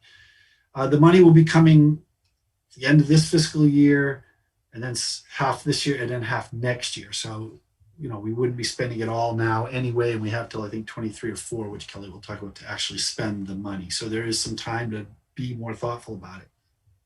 Just to tee off the meeting, have you thinking while you're listening to Kelly, what we're hoping to take away from tonight's conversation is your general philosophy toward the use of the money. We have a thought that we're going to lay out, and if you're in agreement with that, great. If you're not, we'd like to know so we can plan. And the idea would be at some future meeting, we'd actually vote to adopt your plan. And the Cliff Notes version of our plan is that it looks to us that we've lost about $1.5 million in revenue over the time, not in one fiscal year. And starting with March of 2020, for the last 3 months of that fiscal year, then all of fiscal year 21 that we're in, and then preparing the budget for fiscal year 22, we've taken items out of our budget based on that projected revenue loss. And so at the very least for FY20 and FY21, we had items that were approved by the city council and by the voters that we did not go ahead and do. We held back.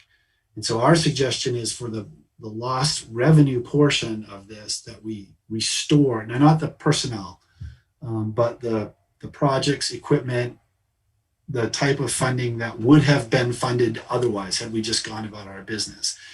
and that we then look at once we've hit that cap, there still will be some money left, and then talk about that. But you may not agree with that philosophy. So, but just so that you're thinking of where staff is coming from, where I'm coming from, where Kelly's coming from as she's laying this out, you can be giving that some thought as you get more detail. So again, tonight is for you to get a little bit more informed, ask questions, and give us whatever direction you feel like you can give us. And if you need to put this on another agenda, we've got lots of time to decide this. So that, Kelly.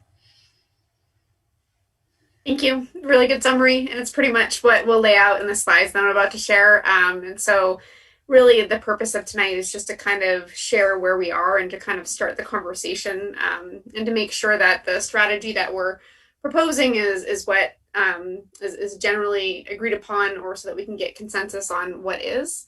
And so with that, I'm going to share my screen. Here we go. Just make sure everybody can see this. Everybody good? Looks like it. Excellent. Yes. Cool. So I'm just going to run through this. Let me know if you have questions as we go through. But, you know, the good news is we're going to be getting some money. And, you know, we're going to need to determine how we're going to spend it. There's a little bit of a cause and effect here, which we'll get into as we go through the slides. But the preliminary estimate right now is $2.158 million. We're going to get it in two slots of money. And then the allocations will be coming from the Agency of Administration through the state. And it's based on our population. I did pull the data from the US Treasury for our estimated population, which this will be based on. So you can see it there on your screen. And so we anticipate that we'll be getting this mid-June-ish. And then, as Bill mentioned, we'll get the next installment 12 months after that payment. And so that's sort of the status of what we can anticipate for funding. And then I'll also mention that the first half is going to be just over about $1 million. And we've also sort of gauged our list that you received to that based on the recommendation. And so Bill had referenced the timeline in which we have to spend the funding. And so we have until 2024 to obligate, but we have until 2026 to spend. And so that's good news because we have some time to be thoughtful. I think that there are definitely some immediate needs that we can address that are one-time in nature and will be impactful. But we also have time to think about, you know, how we want to roll this out. The city is prepared at this point to receive funding. You can see the items that we need to have prepped and ready to go for AOA once they open the portal for us to submit for funding. We have created a separate fund for the ARPA funding to date, and we'll likely probably separate it with the bank just so that we can kind of keep some fences around this money so it's not commingled with any other funds. And then I also want to note that the baseline budget is the operating budget in effect as of January 27th, 2020, which gives us a little bit of leeway in that, you know, they're trying to establish the period in which we lost funding as part of the, you know, start of the pandemic, but also, you know, kind of also tying it to that year. So that year for us is really looking at 19. So that would be the year prior to when the pandemic started. But then it would be on a calendar basis thereafter. And so we can get into that a little bit more once we are actually looking at lost revenue, but you'll see in the next slides, I'll sort of give a picture of where we're at. And so these are eligible uses for the funding. So support of public health expenditures, addressing negative economic impacts caused by public health emergency, including economic harms to workers, households, small businesses, replacement of lost public sector revenue. And so we've got a pretty strong case for that. Fortunately or unfortunately, however you want to look at it. We could also provide premium pay to essential workers, and then we could invest in water, sewer, and broadband infrastructure. So those are the categories. This is taken pretty much almost word for word from the guidance. And so this is, you know, what we can do with the funding. What we can't do is use it to for a rainy day fund or to, backfill pensions or property taxes directly. So if you look at this here, our recommendation is that we would select the categorical use for the first year of funding for lost revenue. And so to date, and this is a little bit of a projection because we're not done with 21 yet. As Bill mentioned, it's about $1.5-ish million. And so this captures lost revenue in the general fund, parking, and programming associated with recreation in the senior center. And so that sort of passes the threshold of that initial amount of money related to lost revenue. And so the list that we've prepared, the first tier list, is just over $1 million, which is about half the funding. Then there would be an additional $400,000 or so related to lost revenue that we would restore. And then the remaining balance would be what we would use for other items that would be categorically eligible. And so that's where the discussion comes in. Earlier tonight, I sent the capital improvement plan because that might be helpful to you as we kind of look through options. And then we may also, opt to convene the capital committee to talk about some of the options if you wanted to engage the public a little bit more, just some options to think about. And so this is that listing that I was referencing. You can kind of see what the projects are there. There's really, in the strategy, a cause and effect. We lost revenue. So we took these projects and delayed them. And now that we're getting revenue, we're restoring them. And so we're thinking that would be the best way to go to start and then work from there in future years. But again, open for discussion, but just kind of putting this initial list on the table for consideration is helpful. And you'll also notice that these are all one-time in nature, but would really help us. And so the next steps, we'll review the final allocation once it's available, which hopefully will be in short order. We'll submit the required information to the Agency of Administration, so we'll get the funding in the door. Hopefully between now and then, we'll have some conversations about how to use the funding. And then, if possible, as more guidance comes out, maybe there might be other federal or state dollars that we can leverage with this funding, which right now, we're hearing things, but we don't have anything that's concrete at this point.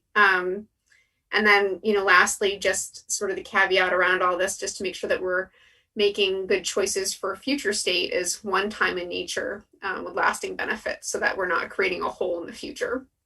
So that's my presentation to kind of touch off the conversation. And I'll stop my share now and take questions. Any questions for Kelly? If I could just add one thing to that too. I mean, I think Kelly kind of hit it, but just, one of the biggest concerns we had in delaying projects and equipment purchases was that we're just falling behind, right? That we were already felt we were behind. And so again, the basis of our proposal is that this gets us caught up to where we would have been anyway, and then taking a look. But again, you could move stuff around however you see fit. Okay, thanks. Donna, go ahead. I just needed Kelly and Bill's help to understand. You sent us 4 charts, and I'm trying to interface them with the one that you just gave us. Now, according to the labels that you gave us, the one you just gave us, you call it the restoring list. And then, but you have another one that also you use that term, but it adds up all the others and comes up to some $23 million. So could you help me understand how the other list interplay with the list that you presented tonight? Sure. So the list the first list that you mentioned for restoration is kind of a list that would, sort of comport with the funding that we would be receiving. But the second list is the larger list. And so it's that first list extracted from the larger list to then give what is left on the table. And so, the total amount that would be sort of lost revenue would be 1.4. The total list of, delayed items associated with the pandemic comes to, like you mentioned, 2.48. And the total of the all lists combined for the delayed projects is 3.9. So it's more than what we're getting funding for. So that's the other piece here. I think that's something to highlight. I mean, this has been an extremely valuable exercise for us because I think that it sort of sets us up to have a conversation about capital funding in the future. And so, these things are things that are needed. We tried to categorize as best we could to have a direct nexus between lost revenue or things that we pulled off the table as part of the deficit mitigation plan.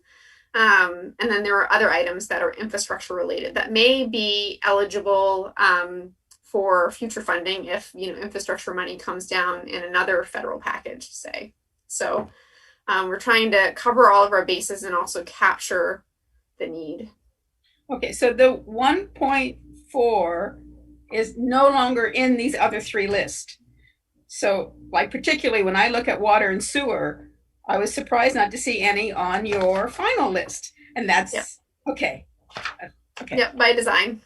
Okay, thank you. You're welcome. Great information. Thank you. Thank you. So again, just to clarify, the big ticket list and the water sewer list are sort of separately considered. Yes. Potential infrastructure and, well, I guess both would be potential infrastructure. Yes. They might qualify for those funds. Okay. Yes. And part of the thinking there is that water and sewer is qualified on its own. So that is something you can use this money for, whereas the more general use, the only flexible use we have is for the revenue replacement. So to the extent that we can document lost revenue, then we have a much wider swath of what we put back. If it's not replacing lost revenue, then those other categories become the only places where you can spend the money. So in our case, we're getting 2.1 or 2.2, and we've got almost 1.5 in lost revenue. We can simply replace the projects and things, but we still have that last $600,000 or $700,000 that have to fall within those categories. But one of those categories is water and sewer.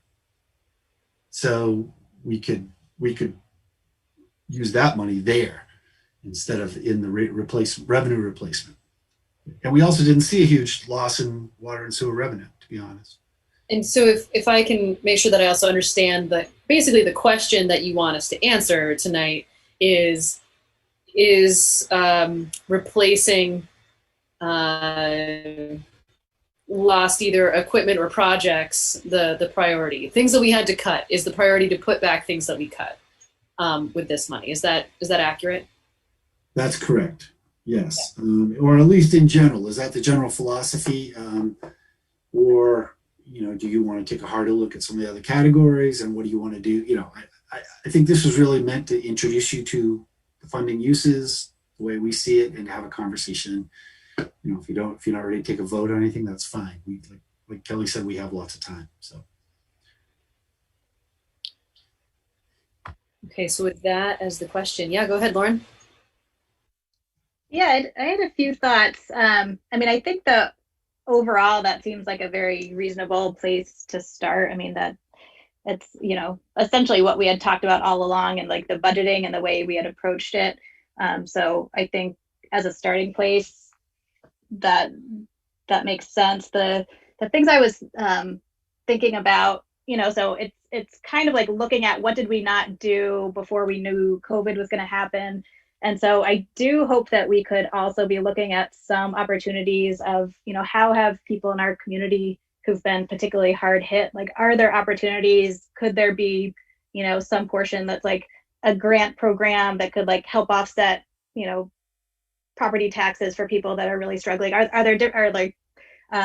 Could we look to our many active city committees and see, like, are there pressing needs that could qualify for this funding?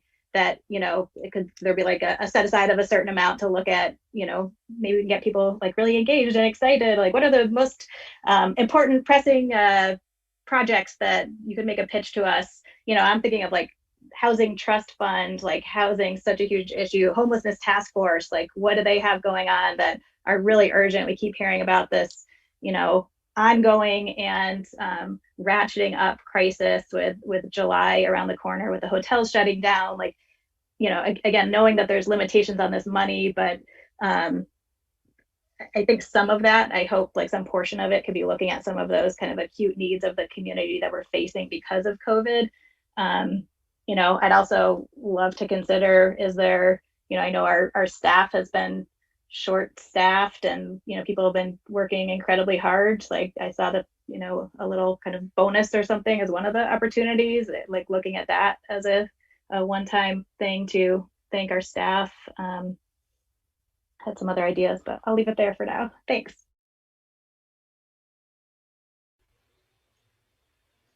Other thoughts?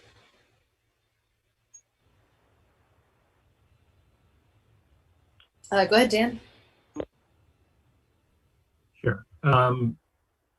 You know, in general, I think we have an obligation to restore portions of the funding that were cut away because these were essential pieces of maintenance and service that you know, we knew going in were things that we could hold our breath and hold off for a year, but I think they're things that, you know, we have to identify.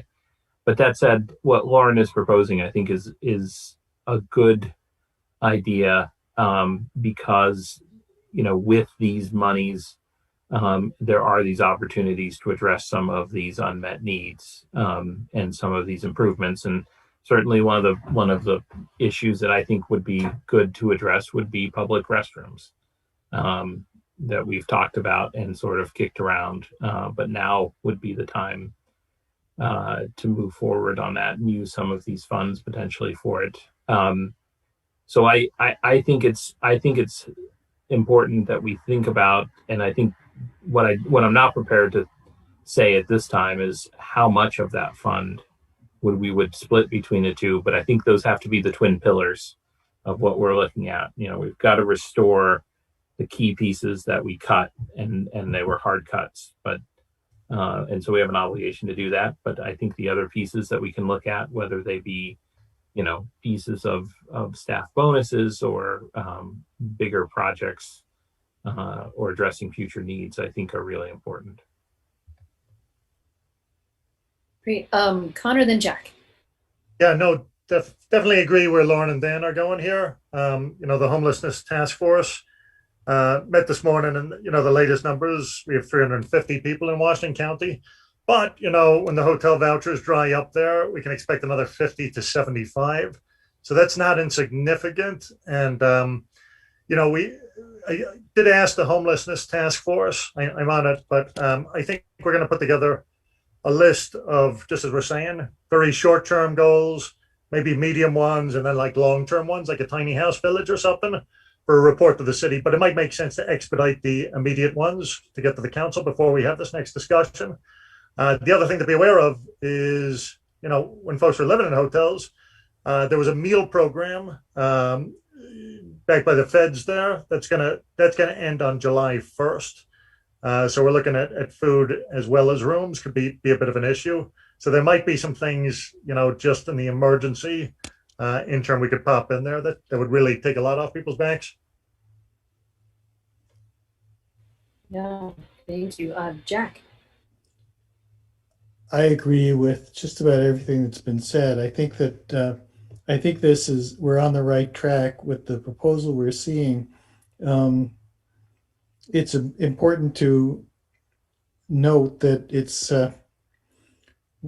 we need to make these expenditures in the lost revenue category, not only because we promised the voters that we would do it and the voters voted in favor of it, but also because we're talking about doing things like replacing 10 or 12-year-old trucks and equipment like that we absolutely are going to have to replace. We thought we needed to replace them when we put them in the budget, and those vehicles and other equipment have not gotten any newer since we didn't replace them last time. So I think same thing with the paving and culvert and sidewalk, all of those things were, we wouldn't have put them in the budget in the first place unless they were needed. And beyond that, I do like the idea of, I think it's important to figure what we can address, particularly with the need for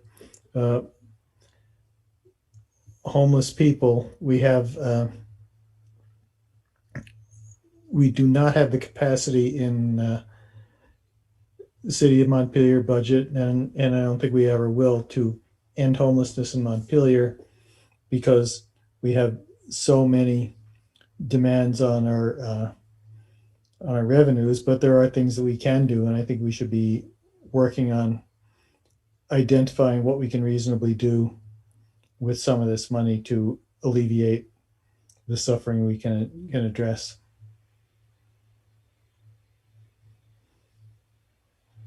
So I have a question. So Kelly, you mentioned that we're going to be getting one chunk of money in the short term, and then the second sort of installment in about a year. Is that right? Yes. And we'll also have a better sense then when we will what the rules around infrastructure, if there's money available for specifically for infrastructure. Is that yeah accurate? Yeah, that's accurate. Okay. So I'll just chime in here, and then Lauren, I see your hand as well.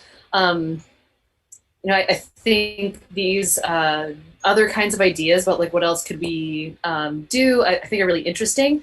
And I appreciate that. I forget who said it. Maybe it was Connor who said, I'm not going to say like how much we should be spending on each of these things if it's not just replacing equipment. And I wonder if we could. I guess if it were up to me, I would say it would make sense to me to spend the first chunk of money on replacing equipment, and then look at these other sort of creative ideas as potentials for use in the second chunk of money once we know like what is on the table, particularly for infrastructure, especially since we're.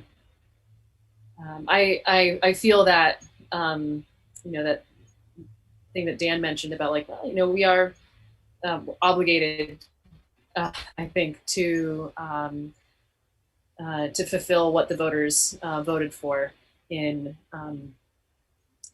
terms of, especially in terms of what was in the FY20 and the FY21 budget. So those are the things that are highest on my radar. And then after that, I think looking at potentially like public restrooms or other interesting creative things, I think could be really good. Lauren, go ahead. Yeah, I guess just one other consideration. I mean, I know we don't need to make these decisions right away. So there's like the unknown of the federal infrastructure package that might or might not move, and what the implications of that might be. There's also, the state ARPA dollars, and, they just allocated, for example, like $225 million for water and sewer projects around the state. So how does that impact Montpelier, and how much of that could we access? So some of this, I think it's so great to see these really helpful lists from Kelly and the team. So, I think we've got like a lot of that mapped out and like are ready to be in the queue, but to some degree, obviously we want to be beating those bushes early and often as well, which I know that we will. But some of this seems like, waiting to make some decisions on some projects like that we know that the state has specifically set aside chunks of money for. So just that, factoring that in as well. And I know it keeps like a lot of unknowns and moving pieces. So we'll want to get some out and get these projects going as well, but leaving some flexibility seems to make sense since we do have a few years to spend it. And again, that's why we left, we did not include water and sewer projects, in part because they're not funded through the revenues that support, that we had the lost revenues anyway. but we specifically left them out of that sort of $1.4, $1.5 million list because A, the remaining funds can be used for sort, and B, we knew that the state was going to have water and sewer money available, and there's maybe even future infrastructure money coming. And not that we don't have huge pressing needs in water and sewer, because we do. Yeah. But there's also like 250 million for like community well-being. Like there's so much like that's so amorphous that I feel like we need to like, what does that look like? Because maybe there's going to be really creative things done with homelessness, for example, that as we've talked about, we can't solve that here, but we could be doing some things for our community. So just to help you thinking, and again, I'm not trying to prejudge your answer, but if, for example, we said, all right, we're going to take the 1.4, 1.5 million and allocate that to projects and equipment that we didn't do, we can still phase that. Like, we don't have to do it all this year. So, we're looking at a total of 2-year funding, so we could open more up to do, it's just because we refer to it as, well, the first 1.5 and then the last 700, the order in which we do that could still be changed. So if we had immediate needs with homelessness and those kind of things, so we could split those, 50-50 or something like that. And, maybe it is a good idea to solicit, say, hey, we're going to have this much money this year.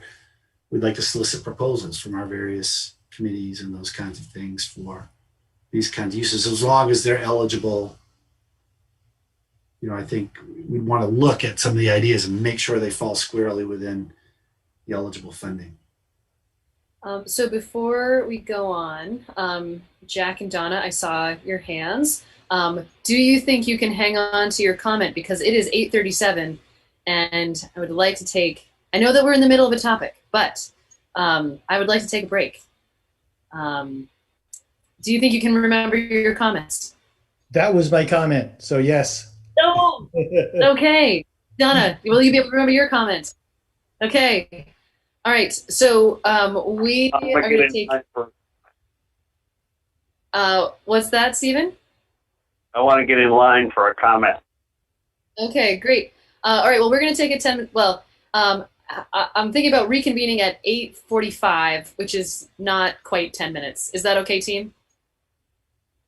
Yeah. Donna doesn't like it.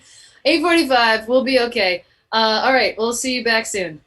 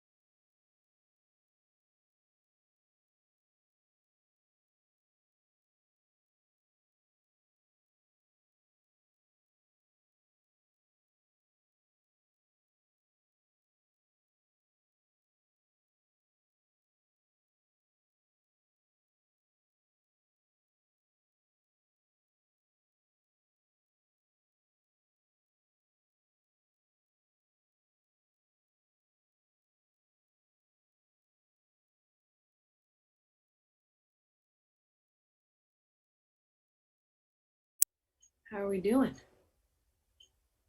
1, 2, 3, 4,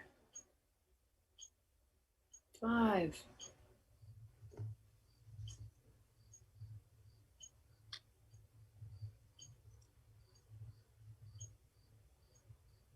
All right, and 6. Great. Okay. So Jack's comment had been we needed to take a break. Donna, you are up. Thank you. Going back to Bill's point about maybe staggering, I was looking at the restore list, the 1 million some, and I was seeing 5 vehicles here and wondering if you go back to what Kate was talking about, not only staggering, but maybe exploring if there are any there that could be electric. And thinking, bathrooms, folks, we have been hammered for the last 2-3 years about public bathrooms. And this is not just a homeless issue, it's an issue for families downtown, local people, visiting people. And I would really like to see us to make a commitment that we do that. And if there's any way to start it before the money arrives, that would be really, really good. But I really feel I would like to see us make a true commitment to start acting on the public restrooms, and that we initiate some acts so we can start researching what it'll cost us, researching locations, that we start something around that issue.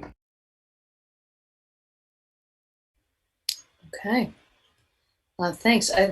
Stephen, I think you wanted to say something. You get to go ahead next year.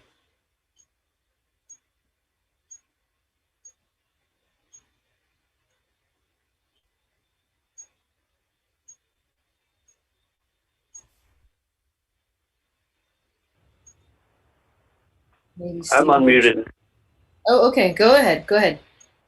Okay, so I've got some comments and a question. Is the police simulcast radio system, is that been included in the televised study? Because it seems overlap, it seems integrally related, because if the region-wide simulcast system is put in place, there's no reason the police couldn't be using that same system. But as I think we've demonstrated and learned, that the vetting and the diligence on planning for these large capital items, at the same time, we may be downsizing our police. So while the police review committee is going on, while the televised study is going on, while that moves to the engineering phase, I don't think it's time to be spending hundreds of thousands of dollars on police radio systems, especially if it's potentially duplicative, and might have been included in the Leahy or Sanders proposal that was just put in for earmarks. I just find that we've learned to be more watchful of this in the time that we've had the delay of the pandemic. So I don't think we should just knee-jerk, let it out the gate because we didn't notice it before. We've had some of this discussion around the dispatch consoles. I've also remember recommending several meetings back that the public be more engaged, especially in the discretionary parts, maybe not so much the restoral parts, but the discretionary parts. The public should be more involved in this discussion of how to spend, a windfall of several $1 million. Possibly a survey type instrument where they could rank, sidewalk repairs against, public bathrooms. Or, you could have sidewalks that are used as public bathrooms, as we do today. So those are some comments. I just think we're a little out of sync with our planning, and especially with technology, we stand to waste money if we're not careful. And there's too many questions in the air regarding the future role and size of our police force to be throwing hundreds of thousands of dollars at new technology for them. Thank you. Thank you. Other thoughts about the direction generally that we're going?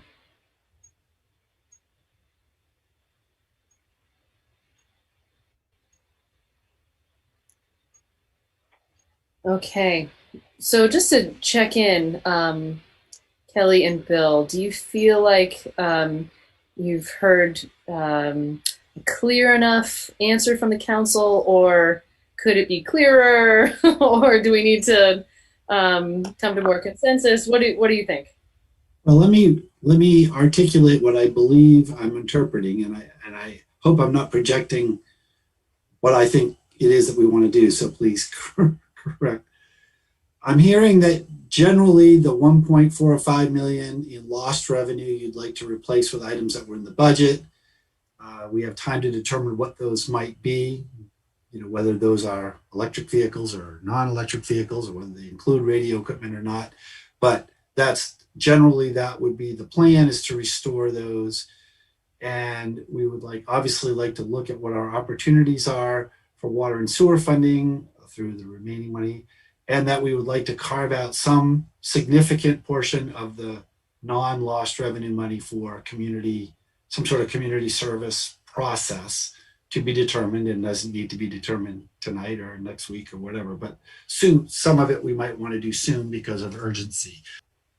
And with regard to, at least one person mentioned bathrooms, I think we'd have to take a look and see, because we had those on our list too, where those might fall. So, if they qualify for the external funds, great.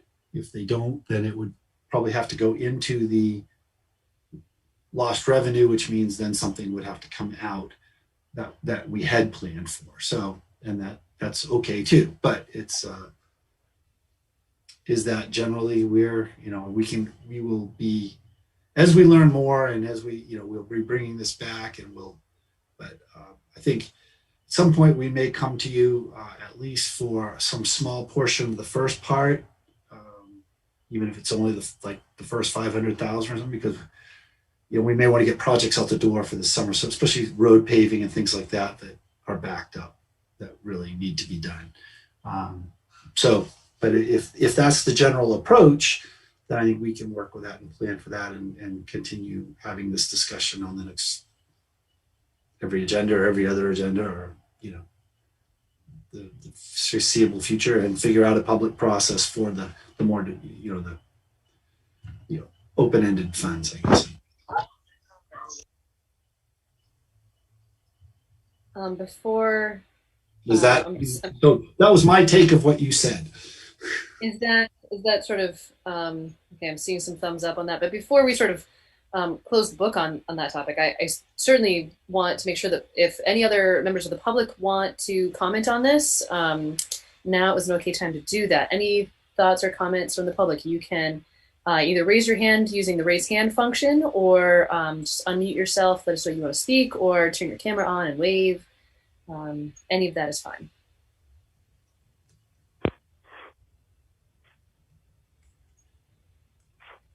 Okay, I'm not seeing anybody at this point.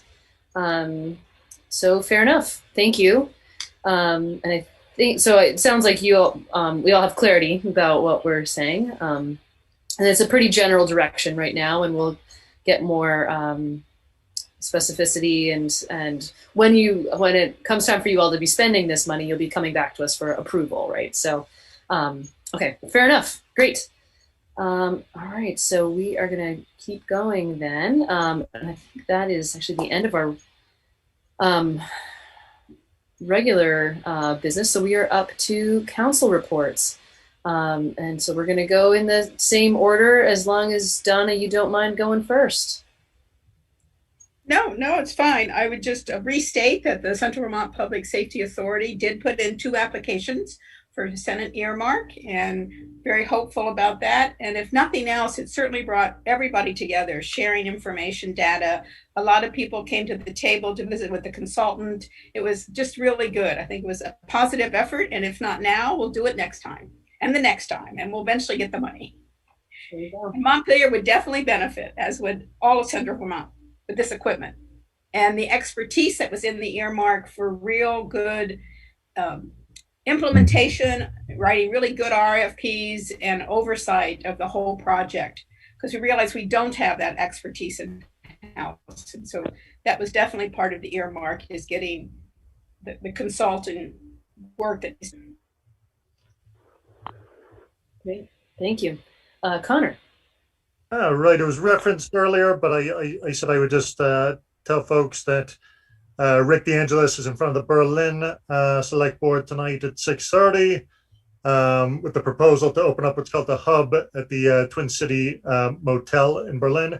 And if approved, this would be 18 additional rooms for people experiencing homelessness. So not insignificant. And Rick did want to say he really appreciates the city staff who he's worked with on this so far, particularly the two chiefs there. So I said I would pass it along for him. That's it for me. Thanks. Jay. Yep. Yeah. One quick thing. I just wanted to make sure if you all remember, it's been a while since it's come up, but Montpelier Live is working on a grant program to help bring businesses downtown. And it's supported from some of the funds from the MDC. And I just wanted folks to know that process is ongoing. They're engaged with about 30 potential businesses, which is great. And they've had a number of applications. And they have a review board that is going to start looking at those applications just the day after our next meeting, so on June 10th. So just so folks know that process is ongoing, and I think it's a positive note to acknowledge the number of folks who are interested in being in our downtown. So that's it. Thanks. Great. Dan. Thanks. Just a brief note in that I take this moment to suggest that at our next board meeting, we take up the issue of public bathroom. Out of all the larger projects that we talked about, I think the time may be right for us to form a committee because, three things that occur to me that are issues. One is funding, but as Donna suggested, I think there's a lot of pre-funding work that we have to think about, which is, where should this restaurant be located? What kind of services should it provide? What are the other options and how does it fit in with those? Who does it serve? Is it open 24 hours? That all strikes me as committee work, and it seems like now would be a good time to start thinking about that and maybe put together a committee on that kind of issue, especially as we see City Hall reopening and other buildings reopening and some of these facilities becoming available, not necessarily falling into the slumber that will solve the problem, but starting to think about how we provide that necessary public service. That's all. Yeah, fair enough. So are you proposing that we put that on the agenda to form a committee for next time? Right. I propose that we put that on the agenda for next meeting to have a committee to discuss forming a committee.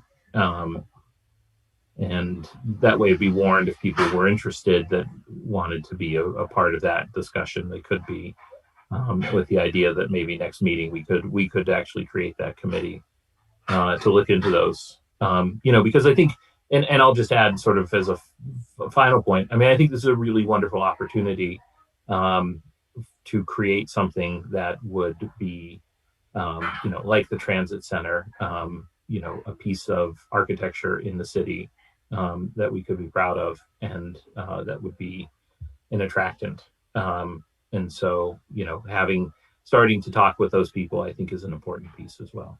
So starting that type of committee, I think I propose that we do it next meeting. So just as a quick poll of folks, or other folks interested in having that on the agenda for next time? Yep. Okay. All right. Great. So we'll plan on having that on the agenda for the next meeting. I think that makes sense. And Jack. Just one thing, and we've spent a lot of time talking about the coronavirus. Just want to remind people who have not been vaccinated yet that CVH at their vaccine hub in the Berlin Mall is doing vaccine walk-ins all day tomorrow and Friday. That is 8 o'clock to noon and 1 o'clock to 3 p.m. tomorrow and Friday. And so I urge anyone who hasn't yet gotten their vaccination to get up there and do it. It's painless, and you could be saving your own life or someone else's. Thanks. All right. Yeah, just one thing. Last week, the Social and Economic Justice Advisory Committee hosted a meeting of the heads of a whole slew of city committees. So I don't know if anybody else heard about this, but it was a really great conversation. So we were talking about how all these city committees that we've established, there's equity implications to all kinds of work. And we were talking about what that group's work is and thinking through together, and had a really good conversation about kind of the various work that committees have underway and different ways we could support each other. And I think both the, getting the wheels turning on equity was great, and also just getting that group of people together was great. And it was really like, wow, like it's not often enough, like we get the benefit of seeing all these reports from these amazing volunteers all over, who are doing such amazing and invaluable work for the community. And often they don't know what each other are doing. And I was like we were talking at our CJAC meeting earlier today about, how do we foster some of that? It was a really energetic and positive experience for people just hearing about the work going on from other committees, and people seemed really energized. So we'll be continuing to think about ways we can kind of foster that. So it was a great kind of first step, and we'll keep you posted on where we go from there. But we had really great attendance, and was really grateful to everyone who showed up and was really active in participating. Thanks. Yeah, so I just have one thing, which is this coming Friday night, the Racial Justice Alliance, which is a club at the high school, will be have a public showing of the movie Minari. It starts at 7:30, so you can bring your picnic blanket or a chair and stay socially distanced and watch a free movie on the State House lawn. Should be pretty great. So I just want to remind folks of that event. And John, you're up. I'll pass. Thanks. Okay. And Bill. Just a couple minor things. Reminder, we mentioned this already, but Monday is the Memorial Day holiday. So enjoy your long weekend, everybody. And those of you that usually talk to me on Monday, maybe I won't be around. So we'll figure that out. And then speaking of goofing off, at the last meeting, we were talking about maybe dropping a summer meeting, but it was so late that we said, let's wait and talk about it this week.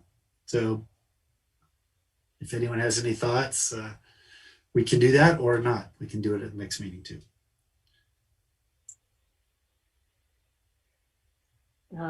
Anyone have thoughts on which meeting to drop in the summer? Dan, go ahead. Yeah, and this is totally selfish, is that the June 16th meeting is the one I'm going to have the most trouble attending. But otherwise, I'm certainly flexible if somebody wants a later summer or later July call off. We already moved that one. I thought we moved June 16th to the 23rd. Or the other way around. Oh, okay. The 23rd is no better for me either. So what we decided, so June 9 is our normal meeting. We then went to June 16 and then July 7 instead of July 14, and then July 21 instead of what would normally be July 28. And then we have August 18 and 25, if I'm correct. Yep, that's what I have. Well, so, or we could just keep them all. Other opinions about possibly dropping the June 16th meeting, or any other meeting that would be better. Yeah, Donna, go ahead. I'm biased about July. It's the hotter, more summer month, so I'd prefer to take off the 21st. Sorry, Dan. Anyone else? I have no preference. Lauren, go ahead. I'll probably be out of town July 7th. I don't know if the July meetings are equally open to you, Donna. For that would be my preference. Like I could probably Zoom in, but I'll be on vacation. Sure. If nobody else cares, I don't care. Just sometime in July. One less meeting. Any other opinions? Nope. Jay, go ahead. Yeah, if I'm fine if the 7th if that went away, I'd be okay with that. The July, that is. Also, just a quick note that, and Lauren, I don't know where you're at on this, but the next meeting on June 9th is also the same night as the graduation for the elementary school. So I would be, and potentially Lauren, I don't know, but would be an hour late to that one. So anyways, so that would, I wouldn't be able to be there till, that's going to end at 7:30. So it's at the high school. So it'd be a little bit after that that I would be there. So anyways. I don't know if that plays into like dropping a meeting or trying to reschedule things. And Lauren, I'm not sure where you're at with that, but that's just a conflict. So Yeah, fair enough. We could start later on the night. I know that leads to ending later, but and I will be attending that as well. I keep forgetting to mention, so thank you for bringing it up, Jay. that night is right now is particularly all DPW. That's actually interesting because it's supposed to be the water sewer master plan. Do this from memory, so if somebody remembers more specifically, water sewer master plan. Maybe the water and sewer rates. I could be wrong about that. Stormwater master plan. Utility rates? Utility rates. Yeah, that's water and sewer rates. Can't remember. It was mostly DPW stuff, although we just added bathrooms. Yeah. So theoretically, we could start later. That it's kind of a light. Or we could, Cameron, if you're looking at the list, I don't have it in front of me. Do you have you don't? I'm just wondering what we had for the 16th. I'm wondering if all the stuff on the 7th or the 9th could move to the 16th or just keep it relatively light on the 9th and start it late or something. I don't know, just do bathrooms and something else. You give run and find out. Right. Anna's nodding. I'm going to go do that now. Yeah, great. I figure, I'd rather be figuring this out now than like 10 o'clock, some other meeting. Well, even if we started like 7:15 and do all the boring business, and then they come shortly after 7:30, it wouldn't be too bad of an ending time. Then we could maybe move some stuff. So. And we could all talk. My memory is that June 16 isn't that full, so we could move some of the heavy. Keep the 9th lighter, but just in case you have to reconsider your mask mandate.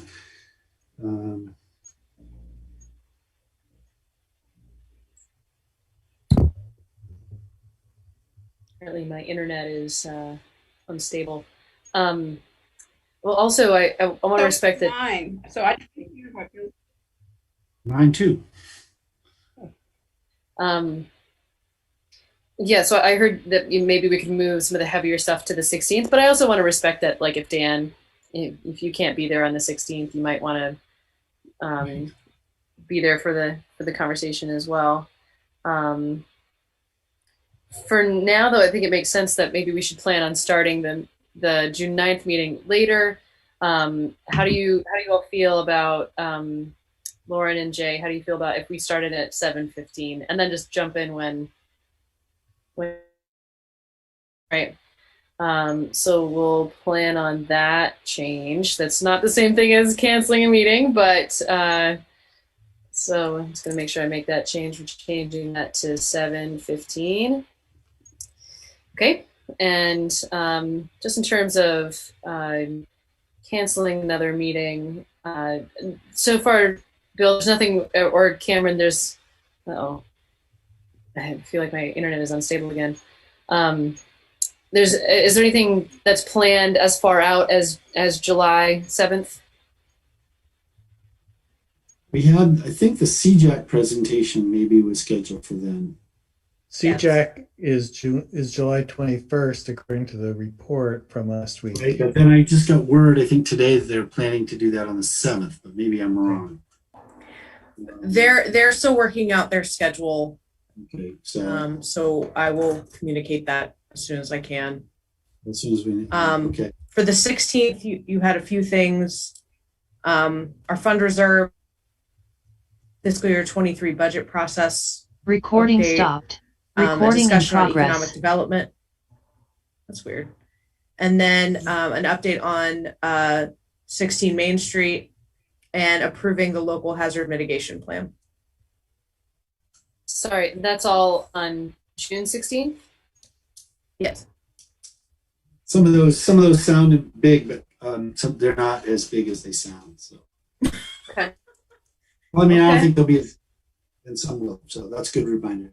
Well, I think if we start a little bit later on the 9th, excuse me, and then have that on the 16th, and then I think if you make a decision now about one of your July meetings, we'll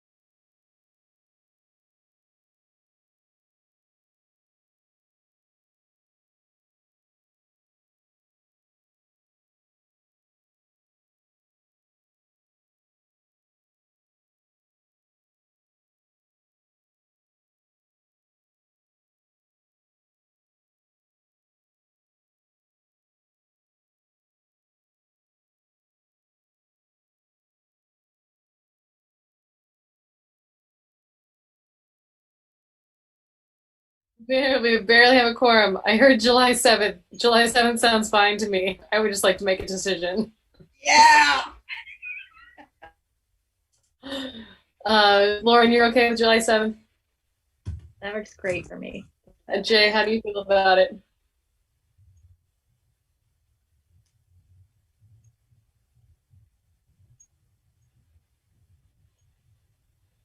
Audio issues, Jay? Can't hear you, Jay. He's muted.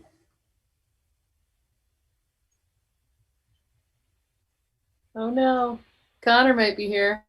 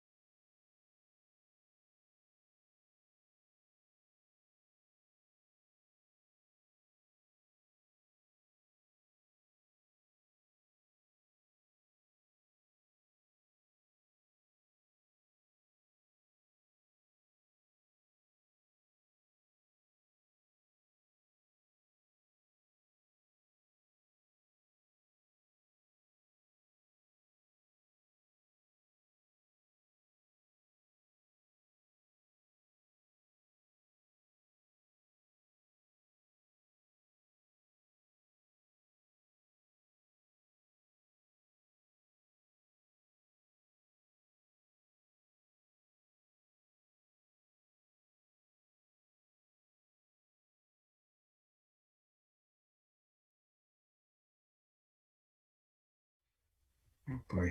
Or no is a different date. We got thumbs up. Okay. Oh, it's 1, 2, 3, 4. I'm voting. So that is a yes. We're gonna cancel. Oh, there's Jay. Great. Okay, so that's a yes. We're canceling July 7th. Jack just texted me too, and he's probably going to try to log in. Recording stopped. Can you hear me? You have 4 votes anyway, but Oh, I can hear. Yeah. My vote, Yes. yes. Okay. Oh, Donna, we can hear you. Great. Jay, you're unmuted. Can you hear me? I Yes. can't see anything, so I have no idea. Like, Yes, we see you in your box just fine. Everything you look normal. Do it quick, You Ann. We're going to voted. lose everybody again. Oh, Yeah, you might want to have a legal adjournment as soon as you can here. okay. I can't see a thing, so. I think we had clarity that we're canceling July 7th. If that is not everybody else's understanding, let me know. And How about so how about we put that on to confirm it at next meeting? okay, that sounds good. Okay, so I think that is the end of. Oh no, right. Bill did his report. So without objection, we're going to adjourn the meeting. 9:19. Woo! Made it. Even the gods wanted us to end early. Yes. Night. Good night, everybody. Good night. See you. Bye, Okay, folks. see you all next time.